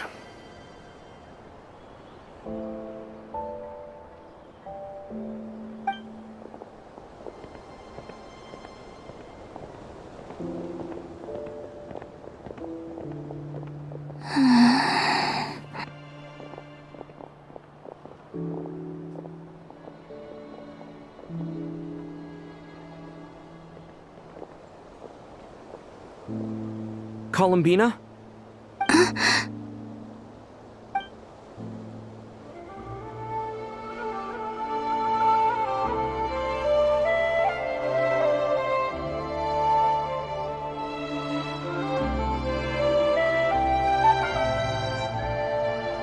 Traveler?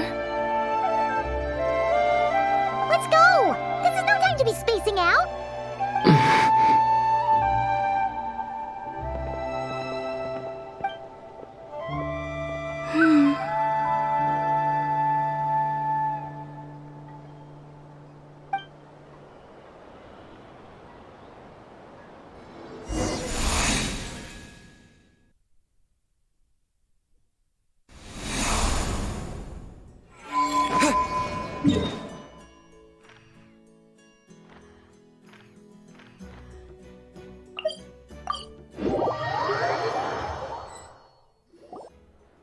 Where are they going?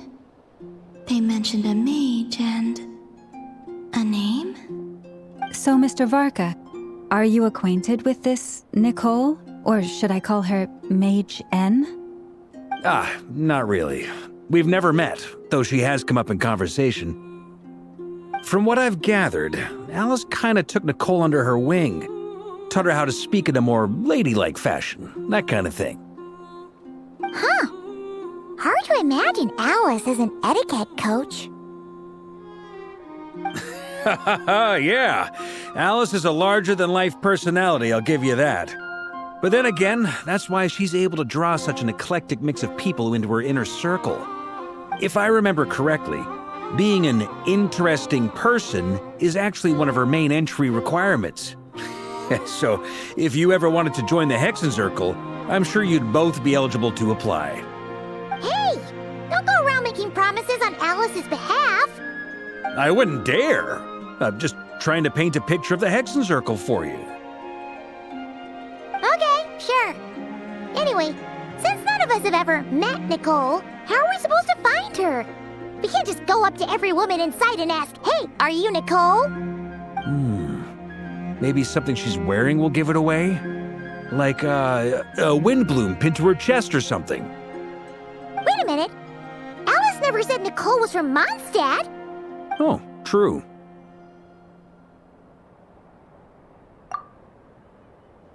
That would be this young lady, then?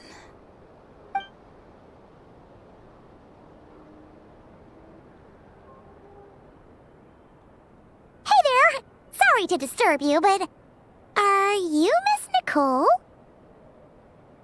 Varka, Knight of Boreas of the Knights of Favonius. Alice might have mentioned me before. Mm-mm. Have we got the wrong person? Sorry. Well, this is awkward. When I shook my head, I meant, no, Alice hasn't mentioned you before. Huh? Where is this voice coming from? My apologies. For certain reasons, I am unable to speak. This is the only way I can communicate with you. It might take some getting used to, but I hope you can understand. Hey, it's fine. I'm more shocked by the fact that Alice never speaks about me. I mean, As for you two, we have crossed paths twice before, but it is nonetheless a pleasure to finally meet you. It's really you! Thanks for all your guidance in the past! You're quite welcome. This time, things are different. We have reached the unwritten pages of the story. You might say that we stand at the crossroads of fate.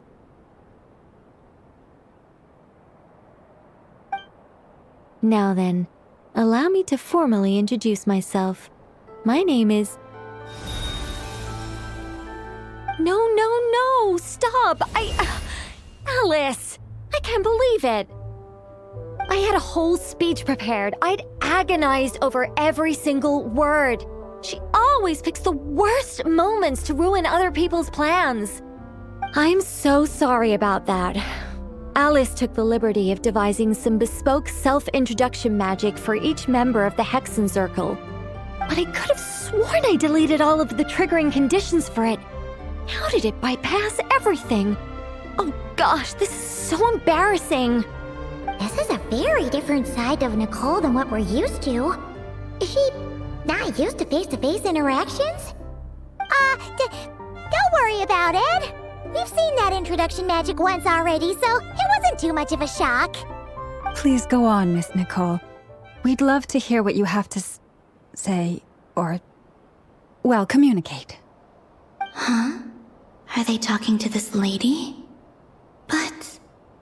Will you all promise to forget that horrendously embarrassing introduction? sorry, embarrassing. When?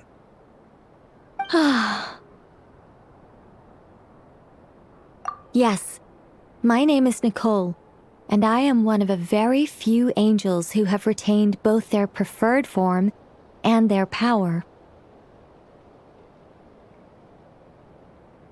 The Traveler and Paimon should be no strangers to this concept. There is another of our kind in Natlan. They call her the Lord of the Night. All right! Paimon remembers her. Yes. Well, I have retained more of my power than she. It's because I don't have a long-term duty to fulfill. To be more specific, no.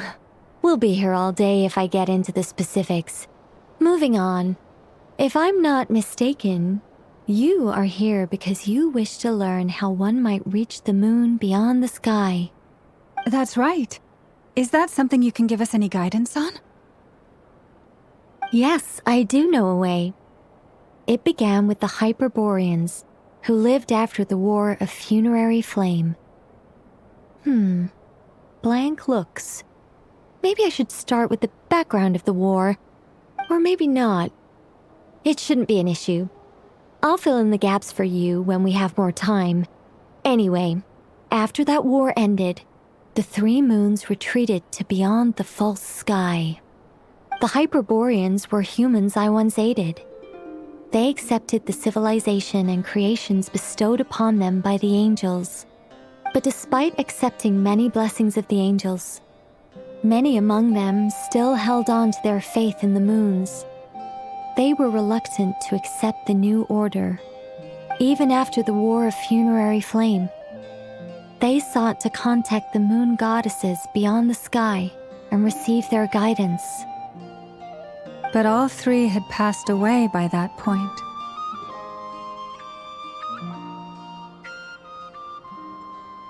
This mage has a unique method of communicating. Is she talking about the moons? Yes, but they did not know. And so, still they prayed for the moon goddess's mercy. After building titanic structures that consumed vast amounts of Kuvaki, at last they glimpsed the moons and heard their voices. But of course, they were gravely disappointed. For it was then that they realized the 3 moon goddesses were dead. Oh, that's such a sad story. It is. Humanity was in a very sorry state at that time. The angels who had once aided them were gone, and the War of Funerary Flames had left them homeless and destitute. Just a second, I gotta ask. How relevant is all this history to the task at hand? Well, I mean, it's... Okay, it seems we've drifted into irrelevant narrative waters. It's been a while since I've had the chance to speak inside someone's head. As soon as I got started, I lost control and the words just flowed out like a waterfall. What I'm trying to say is... Right, yes, that's it. The relevant part is the ritual created by the Hyperboreans. The fact that they bypassed the false sky and saw the true moons implies that they successfully built a connection between Teyvat and the outside world. Which means, with enough Kuvaki and a sufficiently stable connection, it should be feasible to send one person over the border. Okay, so they built some kind of portal? Oh, yes. A portal. Yes. Is something wrong? You sound disappointed. I just didn't expect you to summarize it so well. It turns out I could have said all that in one word, if only I'd managed to think of it. No, please, it's fine. This is invaluable knowledge. I'll be sure to record and preserve everything in writing. Oh, really?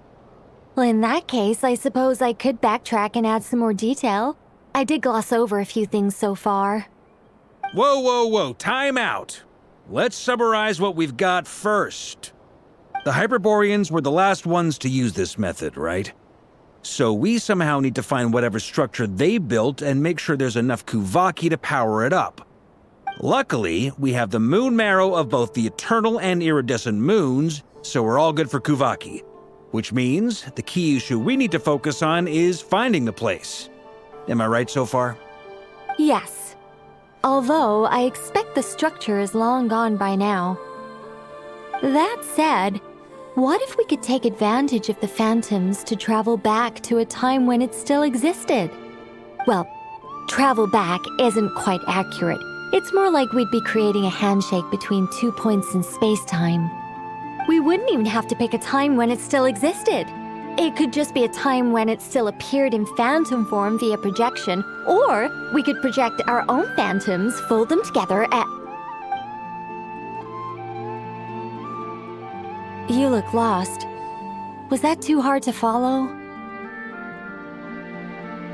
Yeah, things got a little, technical there. Paimon's brain is reaching capacity.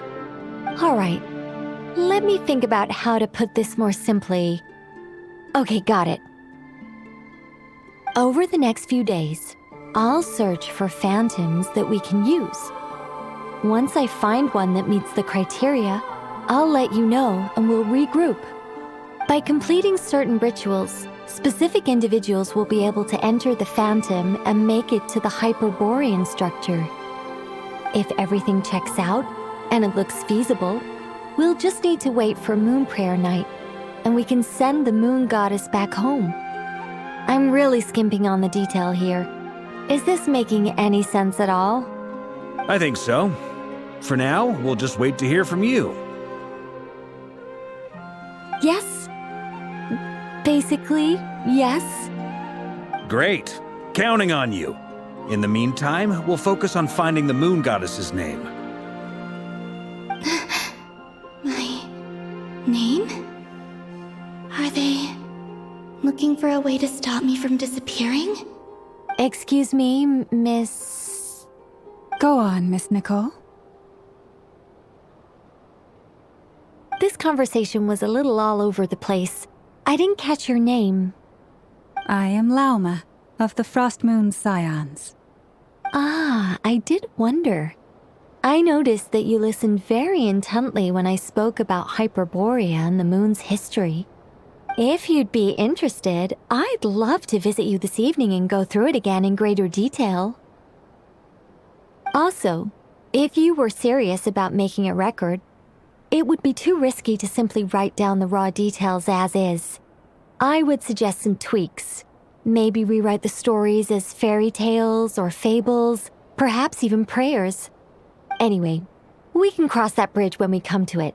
So, see you later then? Oh, and no need to prepare anything. Just a cup of tea will do. See ya! She seems friendly. It's just... It's so nice to find someone who's actually willing to listen. I've been dying for a chance to finally go through all this systematically from start to finish. Any longer and I'd probably start forgetting it. Now Paimon gets why Alice told us to mind our heads. Ha ha ha ha! What did I tell you? A lot of quirky people in Alice's orbit. Now then, the next order of business is, where do we start looking for the moon goddess's name? Maybe the rest of what Nicole has to say might give us some clues. Once I've heard her out, I'll summarize the salient points and share them with you all. I'm also inclined to review our other documents.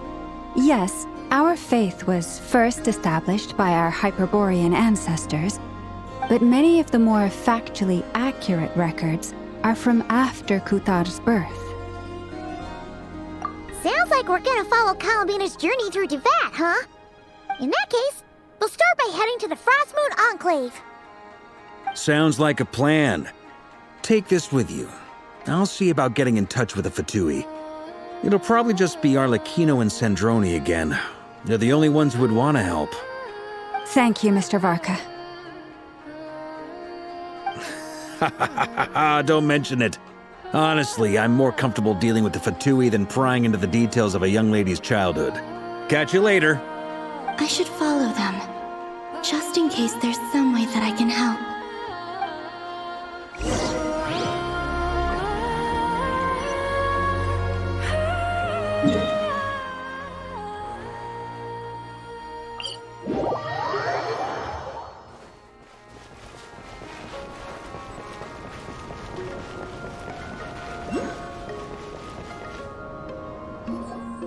A while ago, I took the time to organize all documents in our possession that pertain to Kutar. What you see here is the material I consider reliable. You're saying there's unreliable material too? Yes. Most of the information we have was transmitted through an oral tradition. Inevitably, some of her stories were mythologized and deified over the years through countless retellings. That's why I organized them into reliable and unreliable.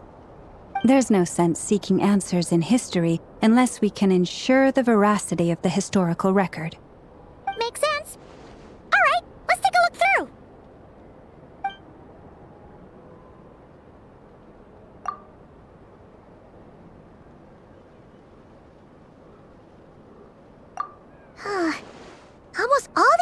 records refer to Kutar instead of Columbina. Although neither of those is her real name. Paimon's not sure what point she's trying to make.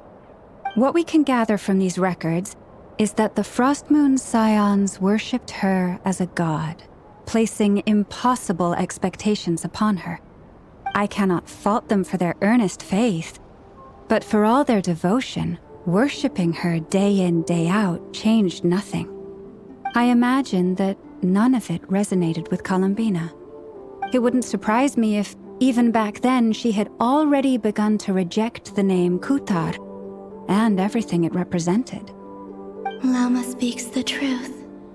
When I heard them call upon Kutar with hope and expectation in their voices, they may as well have been calling upon somebody else. Well, that's a bit complicated.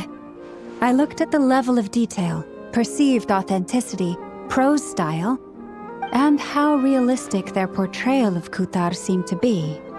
Amongst the Frost Moon Scions of today, only I know of her existence, and I alone have spoken to her face to face.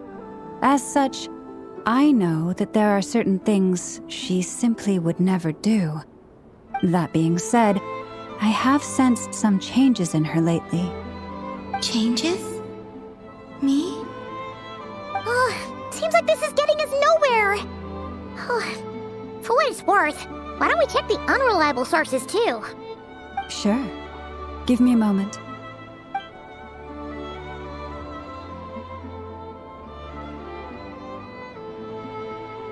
Exerting but a fraction of her divine might, Kutar sheared a great mass from the snow-capped mountain and cast it into the sea, upon whose surface shone the mirror image of the moon. Thus was formed the island of Hisi. Yeah, right. That doesn't even begin to pass the sniff test. The 3 moons are naught but lies through and through.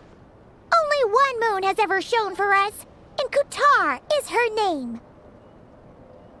The vast majority of ancient texts are filled with fanciful tales like these. I trust you understand my criteria a little better now. Kutar did not speak, merely gazing into the distance in silence. And where her gaze landed, this was her prophecy. Clearly, whoever wrote this text never even met Kutar. Otherwise, they'd know that her eyes are always closed. What about you, Traveler? What are you reading? Come on, let Paimon see. The child wished to build a wooden nest with which to shield the fledgling bird from the cold. But being so young and lacking in strength, the child could not snap the branches from the trees. Kutar was passing by. Upon seeing the child, she summoned forward the Kuhenki, who built a beautiful nest for the child. I remember that. Not knowing the meaning of Kutar's divine intervention, the child dared not to respond, and thus ran home to call their parents. But Kutar was gone. The moon chanter declared the event a miracle and took the nest as a relic, placing it on high for all to see. The child was named as one favored by the goddess and was greatly respected amongst the people. Yet, no further miracles were bestowed, and this matter was forgotten in but a few years. Huh. Any thoughts after reading that? Yeah. Columbina probably just wanted to join the kid in making nests. Ah.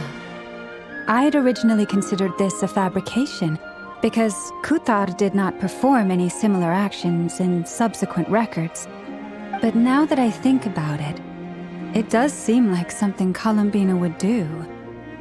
It's just that... She didn't know how other people would interpret her actions. She was probably worried about making things difficult for people.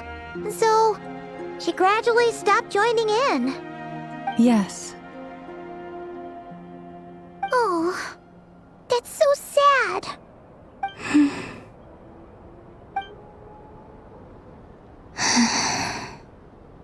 And now, I can make no such gestures of warmth, even if I want to.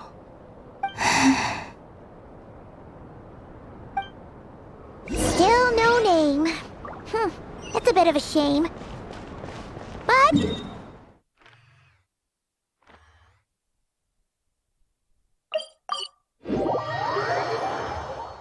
Varka said he was gonna set up a meeting with Arlecchino and Sandrone, right? Let's go back to Noshitown and... Let's see... There's Varka! Oh, and it's Durin and Albedo, too! Yeah, this is pretty much the same place we bumped into each other last time. I convinced them to stick around a little longer.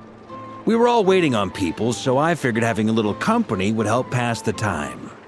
Ah, so you've been waiting for us? Does this mean that you've already arranged things with the Fatui? Sure does. Now you're back, we can go meet up with them together. How'd your investigation at the Frost Moon Enclave go?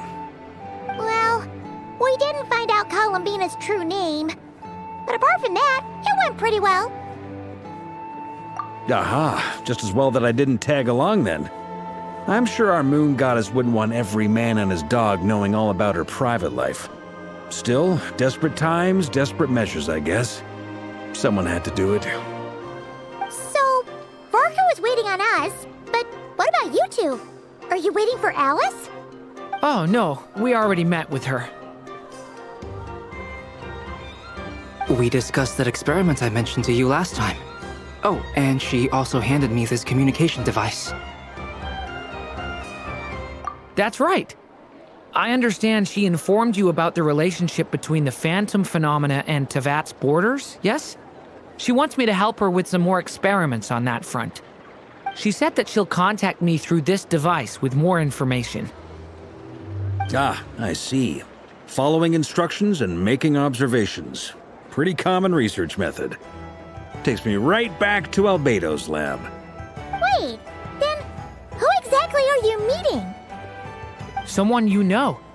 Albedo's met him too. But I don't think Miss Lauma or the Grand Master have been introduced. Introductions are overrated, especially in cases like this. It's you! So, it's not like the Academia has prohibitions against going abroad. Also, I applied for leave. I've been writing to Hat Guy since obtaining a human form. I've already brought him up to speed on everything that's been going on in Nodcry. Hat Guy? Turns out, I actually have heard that name before. Oh? Then why did you react the same way I did? I only knew the name, not the fella. But since we're all here, let's do some introductions for what it's worth. I'm Varka, Grand Master of the Knights of Favonius. Lauma, Moon Chanter of the Frost Moon Scions. And I'm a Driosh from the Vahumana Darshan of the Sumero Academia. Hat Guy. Good to see you again, Mr. Guy. I believe we last saw each other on the boat ride here.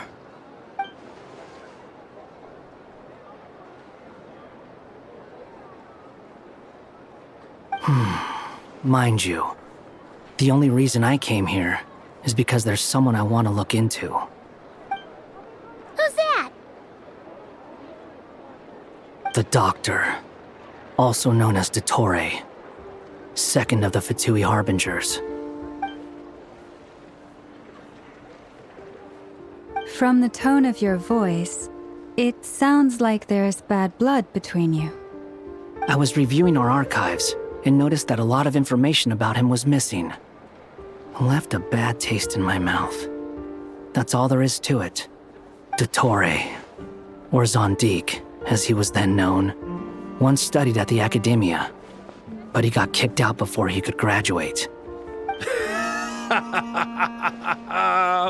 So the Harbinger's #2 man is a college dropout? How embarrassing for them. Last we heard, he was planning something. We actually heard that a few times before, even coming to Noctry, but we haven't seen a trace of him since we got here. He only appears when something interests him. For all we know, he might have left already. But the fact he did something here at all is worth noting. It'll fill a couple extra lines in his file. Why does it sound less like a file you're writing and more like a criminal record?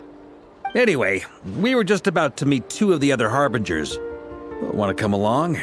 You might learn a thing or two about him there. Sure. Even though they're harbingers, well, they're old acquaintances of ours, so, you know, when you talk to them, try to be...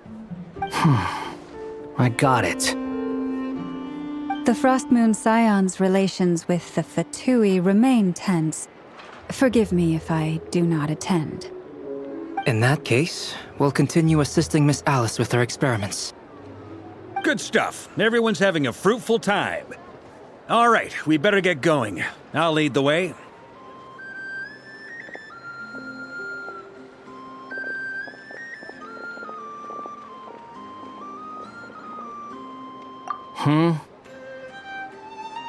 Well, yeah, that's obviously part of it. But I'm not the only one who has a score to settle with him. Neither you, nor Lesser Lord Kusanali, nor I want to see him meddling with things again. What's the hurry? Don't worry. Pigeons always know which way home is.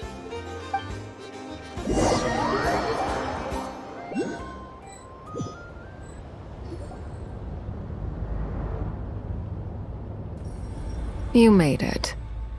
Who is this? A scholar from Sumeru. They call him Hat Guy. He's an old friend of the Travelers. Wait, this is the academia representative you wrote about? He doesn't exactly look the part. I believe this will prove my identity. You'll notice it bears the seal of the Sanctuary of Surasthana.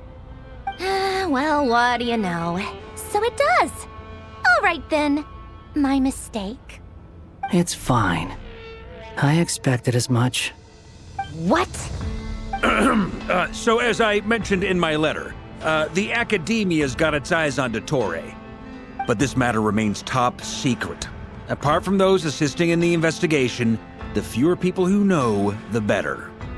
If anyone asks, I'm here in Nodcry to pursue my personal academic interests. Gotta say, Barca, you did pretty well to keep all this under wraps for so long. Sounds like you got in touch with the academia about this way back. You flatter me. Where do I even start? Remember that time we fought Rerir at Star Sand Shoal? He sure let me have it then, didn't he? I'll bet Dottore had that all sketched out, with me as his convenient little pawn. He could not care less about us if he tried, but hey! The feeling's mutual. Does Dottore really strike you as the sort who values his relationships with his colleagues? Fair point. Definitely not. Which is why I always keep my guard up whenever he starts making suspicious moves. To that extent, our motivations align. On top of which, I consider you trustworthy people. Now, back on topic. In the wake of the Reikir of Solnari episode, Sandrone and I grew suspicious about Dottore's complete inaction during the entire affair. So we tried to find out what he'd been up to, but unfortunately to no avail. He never lets anyone in on his plans. The more he cares about something, the more secretive he gets. Indeed. Perhaps he believes that by keeping a low profile, he can avoid trouble. But that trick isn't going to work on his colleagues. Yeah, I mean, he's been researching the ancient moon's remnants. And he's been trying to get his paws on the moon marrows. Only an idiot would believe he doesn't have something more planned. With this in mind, I returned to Snezhnaya and relayed my thoughts to Her Majesty the Tsaritsa, entreating her to have him recalled. That's pretty direct. Did the Tsaritsa agree? Yes.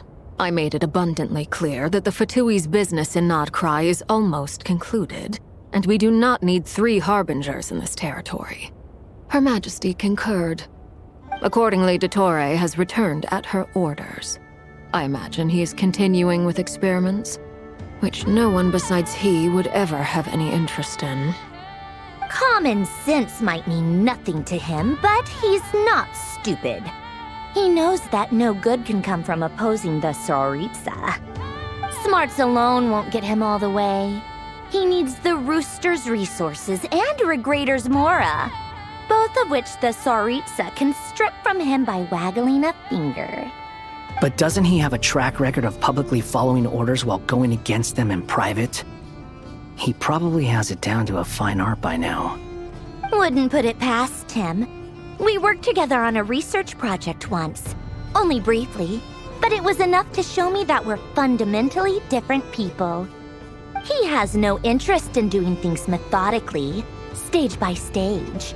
His thoughts jump all over the place, and the moment his curiosity is satisfied, or he gets the results he wants, he disappears. The only similarity we share is that, once we set our minds on doing something, we will see it done, whatever it takes. Well, we definitely saw some of that in your battle with Rerir. You got so competitive. Ugh, do not remind me. Then I believe we all concur. Dottore will not simply give up. Fantastic. Now this is turning into a whole day of unpleasant memories. Ugh. Are you talking about the moon marrow stuff? He also strikes me as the kind of person to disregard experimental regulations, ruin all the equipment, and go way over budget. Then leave the first person he can find to deal with the fallout. Exactly. This one time, he was running some high-temperature experiment and the substance exploded. But does he care? No. He orders his subordinates to open the device so he can observe the results, which causes the gas inside to leak out. That gas was poisonous! If I hadn't been there, who knows how many people might have died. And after all that, he left while I was still cleaning up after his mess. What a waste of time, he said. Waste of time? The nerve! He wasted my time! You've been bottling that up for a while, huh? Hat guy, I must say, you seem awfully familiar with internal Fatui affairs. Especially when it comes to Dottore. Thank you, Lady Harbingers, for providing such valuable information. I have no other questions for now, so I'll be on my way. Wait, what? You're just gonna leave? You're welcome to join if you want. Ugh. Just when Paimon thought he'd finally mellowed out. He makes quite the impression. I'll say.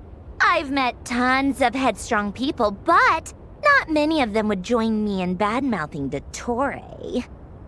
Anyway, back to the main agenda. Barca, you said that Columbina has gone missing? Or rather, disappeared. Yeah.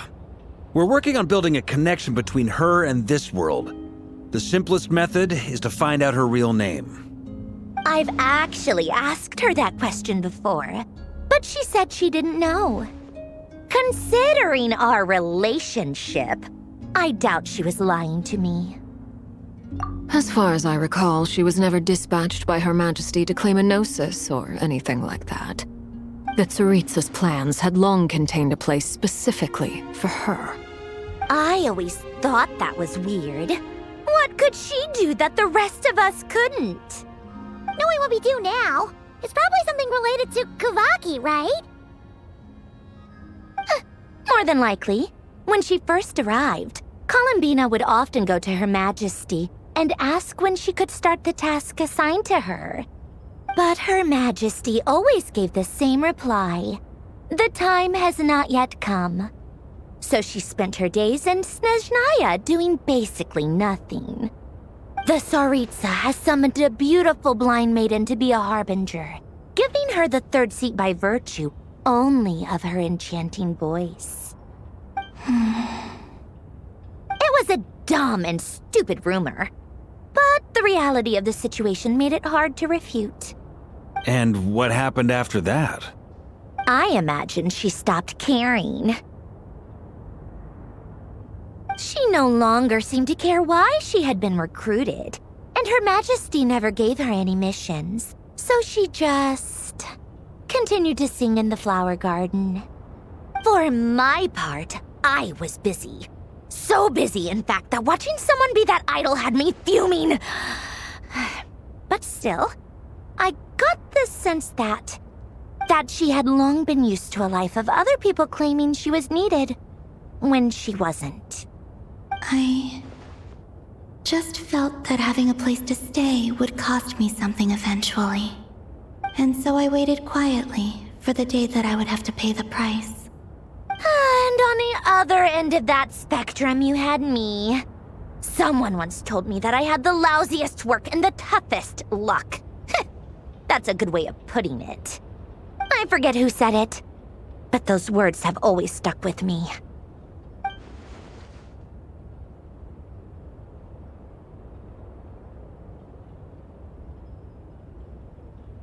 But you've done your job exceptionally well all this time. Because at heart, you are a conscientious person. What is it? Something come to mind?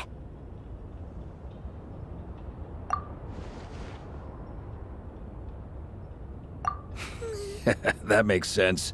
Nothing screams you are needed like your name shouted from across the town. Well, good luck with it. But if you ask me, Colambina is still the most shoutable name. I'm just so used to it now, after all the arguments we've had. I can't be bothered trying to remember another name for her. Nor I. Sandrone. Harlequino.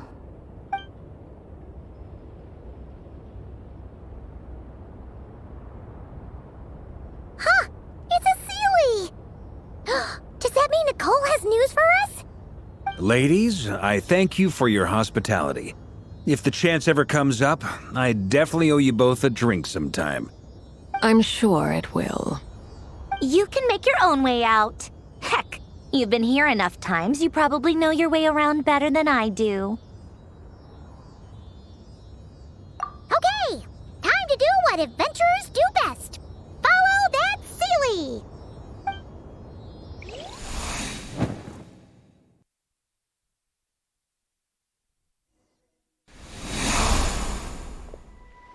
Here you are.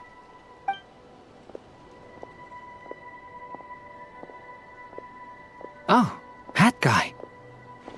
How come you're back so soon? Did things go all right with the Fatui? Fine. Dotori's been summoned home by the Tsaritsa. Couldn't get much more than that. How about you? Any progress with the investigation? Unfortunately not. We've tried everything. Different phantoms, different locations, different points in history. But the results are the same each time. Abyssal monsters roaming the land. People crying out in despair, with no hope of being rescued. Every time I see it, I can't help but think, is this what it was like in Mondstadt when Dragonspine Durin attacked? And if I fail in the task I've been given, will I create yet another tragedy? That's just meaningless speculation. When we encountered similar phenomena previously, I tried to interfere with those illusions, using sounds and lights to guide them. However, we could not change their fates. At most, we were able to extend their existences. The events of the past are like fate that has been written into Irminsul. There isn't a living thing in Teyvat that can escape its past. But Miss Alice instructed us to try to find ways to change the outcome that these phantoms face. It's an impossible task. Can't you just refuse? Since she asked us to do this, I feel like it can't truly be impossible. Or if it is, well, mages can make the impossible possible. I could not have been born as Durin otherwise. But you also said that your past 39 attempts were fruitless. That's true. But you're still going. Yes. After this many futile attempts, surely you realize that you're not doing this because you still believe what some mage told you. it's because you want her hypothesis to come true. It's something you wish for deep inside. So, think for yourself about what you want to do. As long as you don't believe it's futile, it isn't. Yeah. Previous experience indicates that we cannot touch the phantoms, which limits the effectiveness of our interventions. If we want to clear this hurdle, we need to break this rule somehow. Same thought here. Following the same rules means repeating the same failures, reducing ourselves to mere playthings of fate. So you mean we need to figure out a way to make contact with them despite knowing that we can't? Yes, and I suspect that's something only you are capable of. Everything in Tevat is logged in Irminsul, but the withering that once occurred in Sumeru was a sign that the Great World Tree was being corrupted. This corruption allowed things that should not have existed in Tevat to appear. This is tantamount to rewriting reality to an extent. You're saying abyssal power might be able to affect those phantoms? No one's ever tried it before. If you're gonna try it, it'll take courage. And you have to be confident that you can control it. Is anyone there? Has anyone seen my daughter? She's missing. I have to find her. I hear someone inside. Spargana? Are you in there?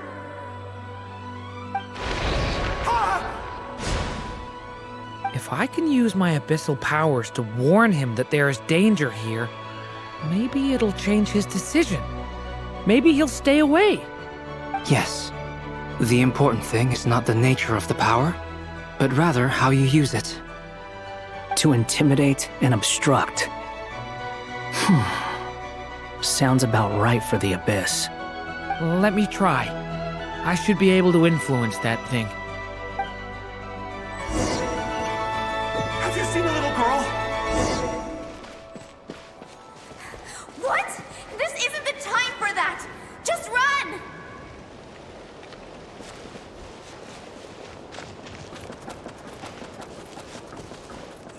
I hear someone inside. Where are all these monsters Spargana? coming from? Are you in there?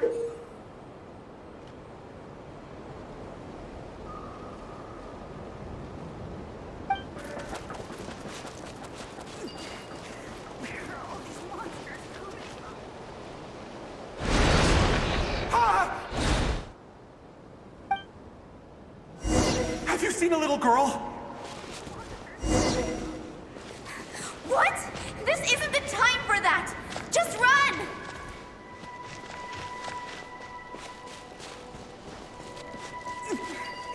Where are all these monsters? I hear someone inside. Spargana?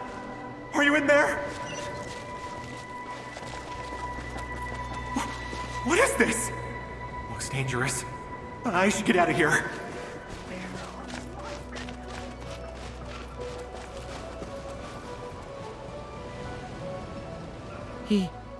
He really left. Ha! We did it! Don't celebrate too soon.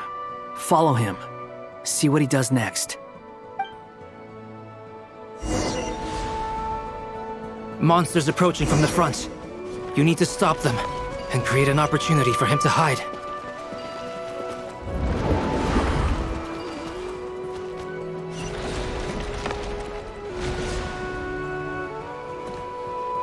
Help me!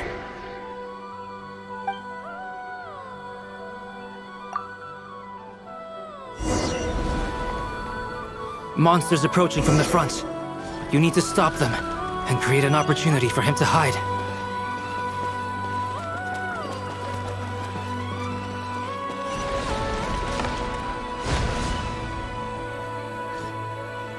Help me!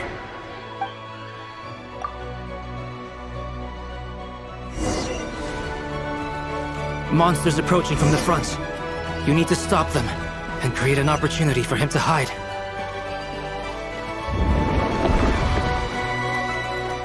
No!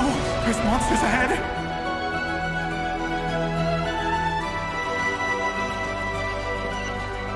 Wait, is that the barrier I saw saw earlier? Why is it appearing now? It's as if someone's controlling it.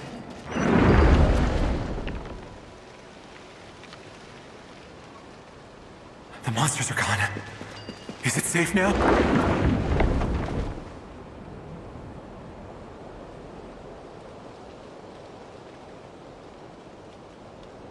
The barrier's gone too. How odd. Anyway, I guess I'll keep going. Quickly, let's keep up.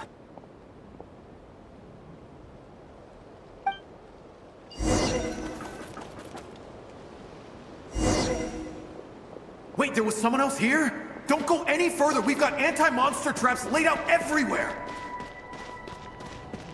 But my daughter must just be up ahead. I have to go. This way's blocked.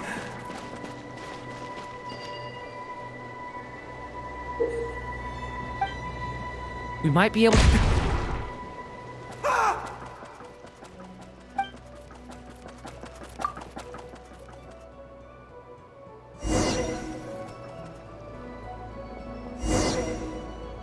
Wait, there was someone else here? Don't go any further. We've got anti-monster traps laid out everywhere. But my daughter must just be up ahead. I have to go. This way's blocked.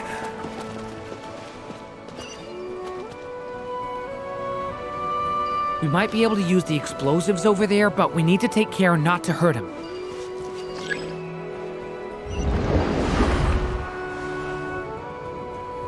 I'll use the barrier to keep him at a safe distance. This barrier seems to be helping me somehow. Hey, wake up! Oh, no good. Gotta keep moving ahead.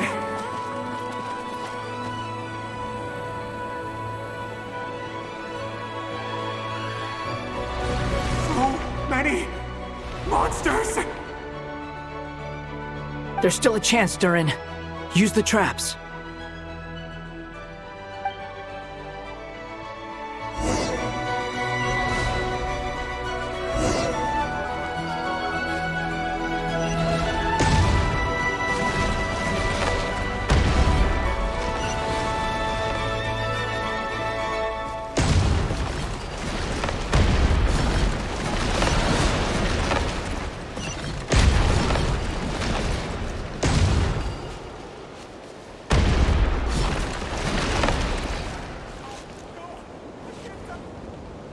This is a new development. I've never seen this happen before. We might just be able to save this person.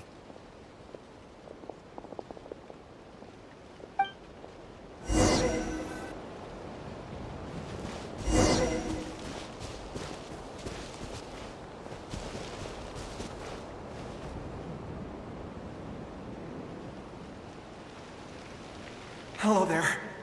Have you seen my daughter? Spargana's her name. She's carrying a large backpack. Get out while you still can, you fool. You won't find any survivors here. But I can't just leave her here. She must be so scared right now. Sorry. Wish I could help, but I haven't seen her. You'll just have to keep looking. Okay, thank you. If I do find her, I'll get her to shelter and come back for you. Don't bother. I've got nowhere left to go.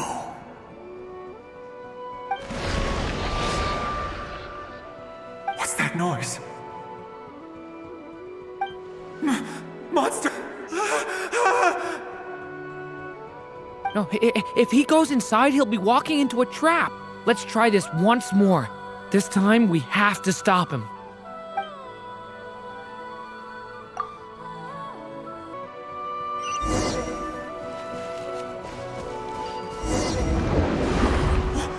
Why? How will I know where Spargana's gone like this? You know what? I'll trust this strange barrier. It's gotten me this far after all.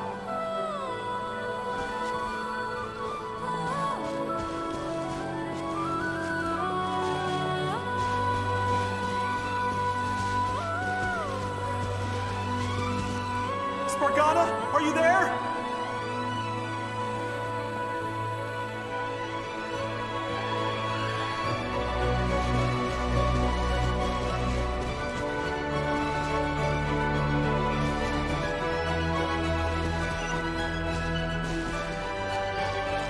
What? Hey! Let us out!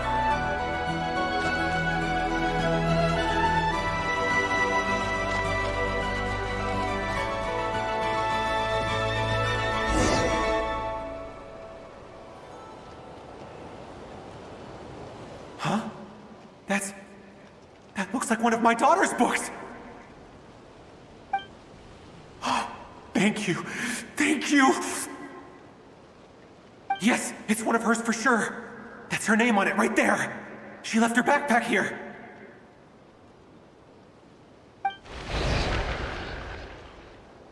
Durin, just like last time. Use the explosives.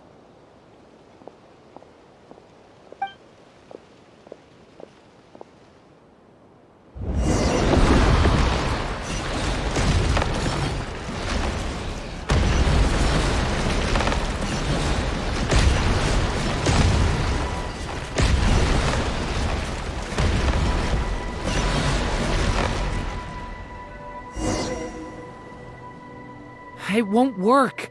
There's not enough left. If he makes it in, he'll die. But then, this clue could be the key to him finding his daughter. It might not be the only one. Better he misses that clue than loses his life. I guess so.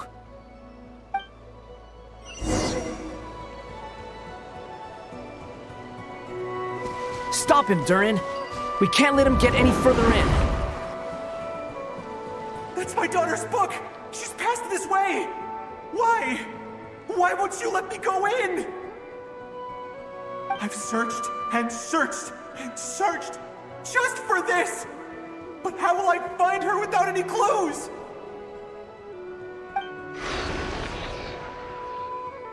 I no longer have anywhere else to go.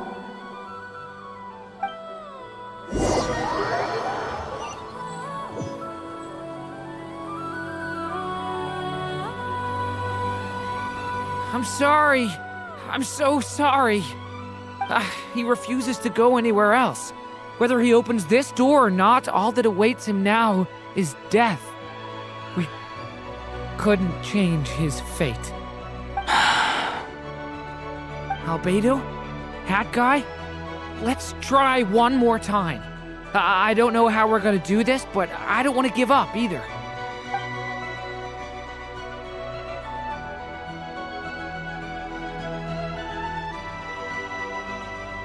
Why am I here? What's going on? All these scenes running through my head. Where are they from? Huh? What's going on? His reactions have changed. How many times have I... What's happening to me? Huh? Wait. Who are you? You can see us now? I feel like I always could, but that I only just realized you were there. I'm sorry, I don't know how to describe what I'm feeling. But you were the ones guiding me using that marked barrier, right? I haven't done anything yet, but those monsters, those deaths, they feel like memories. Like things I really did experience. I won't find my daughter. In fact, I'll ultimately die trying to find her. Isn't that right? Well, no, it isn't. Yes, it is. Even so, we're trying to find a way out of this. You've not seen my daughter either, have you? It seems she really isn't here.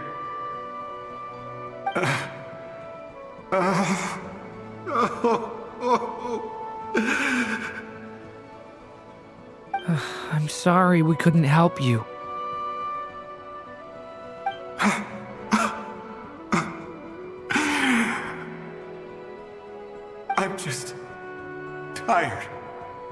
Maybe this is destiny.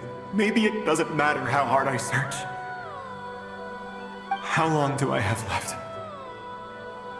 Experience says 15 to 20 minutes. 15 to 20. Thank you for all your help. Let's rest a while. You look exhausted too. Now's not the time for you to start pitying us. It's not pity. I'm just realizing that I've only got 10 or so minutes left. You know?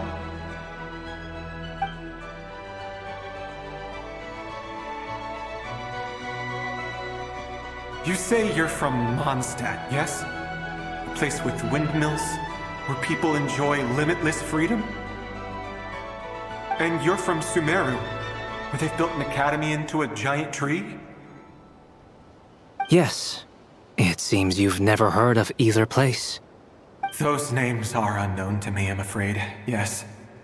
Have you heard of Hyperborea? I have, but I heard that it was destroyed in the distant past. I see. That was where my ancestors once lived. What about Delphi Pytho? Was it later rebuilt? I've never heard that name. Then what about Salvindagnir? I have seen that name on stone tablets on Dragonspine. But I'm afraid the only things left of that place are its ruins. I see. Sure enough, there was no way to turn this around, huh? I'm sorry. I was the one who asked to chat, but it seems like we're too many ages apart. There's barely any common ground to start from.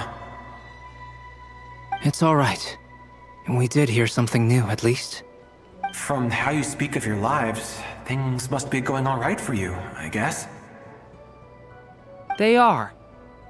Mondstadt is a place of freedom and happiness. There's a lot of good people in the church and the Knights of Favonius, and even outsiders find that it's an easy place to feel at home. We have festivals a few times a year. Everyone gets together to drink, sing, and be merry. Sumeru is a lot more uptight.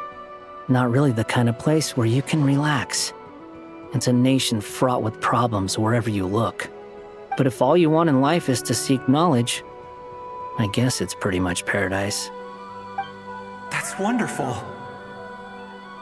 In other words, after this all-devouring black tide passed, humanity did not merely avoid extinction, but rose to build prosperous civilizations anew. I mean, I can see you all right now. That must mean the future isn't a total mess, right? That's true. Well, time's almost up. Let's part ways, I think. Might be best if you don't waste too much time on me. The chances are slim, I know, but I'd like to spend these last few minutes looking for Spargana. If things work out, I'd love to tell her about what I've heard. May we meet again. Well, or not, most probably. In that case, may your wishes come true.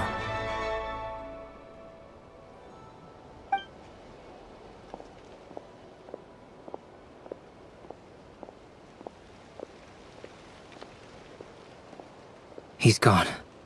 In a few minutes, he will meet the end that was his to begin with.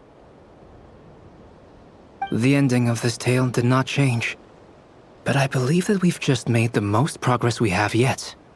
May your wishes come true. If only it were so simple. Hat guy, could I ask you a question? You've never talked about your past. It seems complicated, and it weighs heavily on you, too. Would you be willing to tell me about it? I mean, sometimes it's better to get things out in the open. Take that guy we try to help, for instance. At least he said goodbye with a smile, right? I know about Albedo's past. Our experiences are very similar, and he created me. As for you, you're my first friend, and you've witnessed every step I've taken. But by comparison, I know nothing about you. Either way, I mean, we're still best friends. But if I knew more about you, I might understand your thoughts a bit better. I've told you about myself. I'm a student at the academia. And what did you do before that? Prepared for the entrance exam? All right. If you really don't want to talk about it, I won't press you any further. I was a puppet built from the branches of a white tree, using technology left behind by the Conrian schools of mechanical engineering. A white tree? You mean an Irminsul tree? Yes, a branch of Irminsul that was once connected to the main tree. So you had a human creator too? Yeah, but my creator abandoned me after deciding that I was a failure. After that,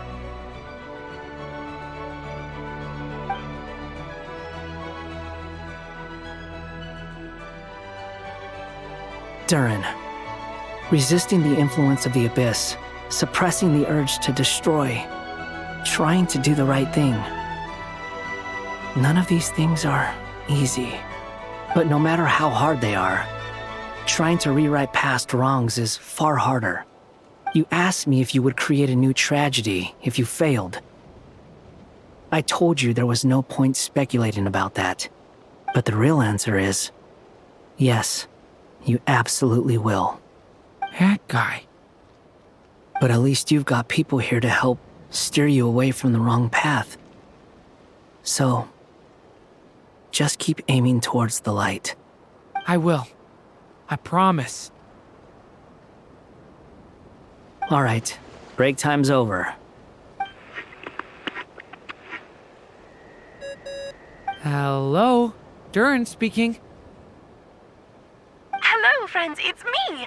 What have you been up to, I'm detecting some unmistakable fluctuations here at the border. The amplitude isn't particularly high, but they're completely different signals from the ones before, and the scale is comparable to those I've detected previously. Alice, we were unable to save that person. However, he appears to have retained a portion of the memories gained through that cycle, and was able to hold a conversation with us. I see. Well, that is rather odd indeed. It definitely merits further attention. Could I trouble you to keep trying the same approach? I need to gather some more data. Counting on you. I should probably have Nicole come and check this out as well.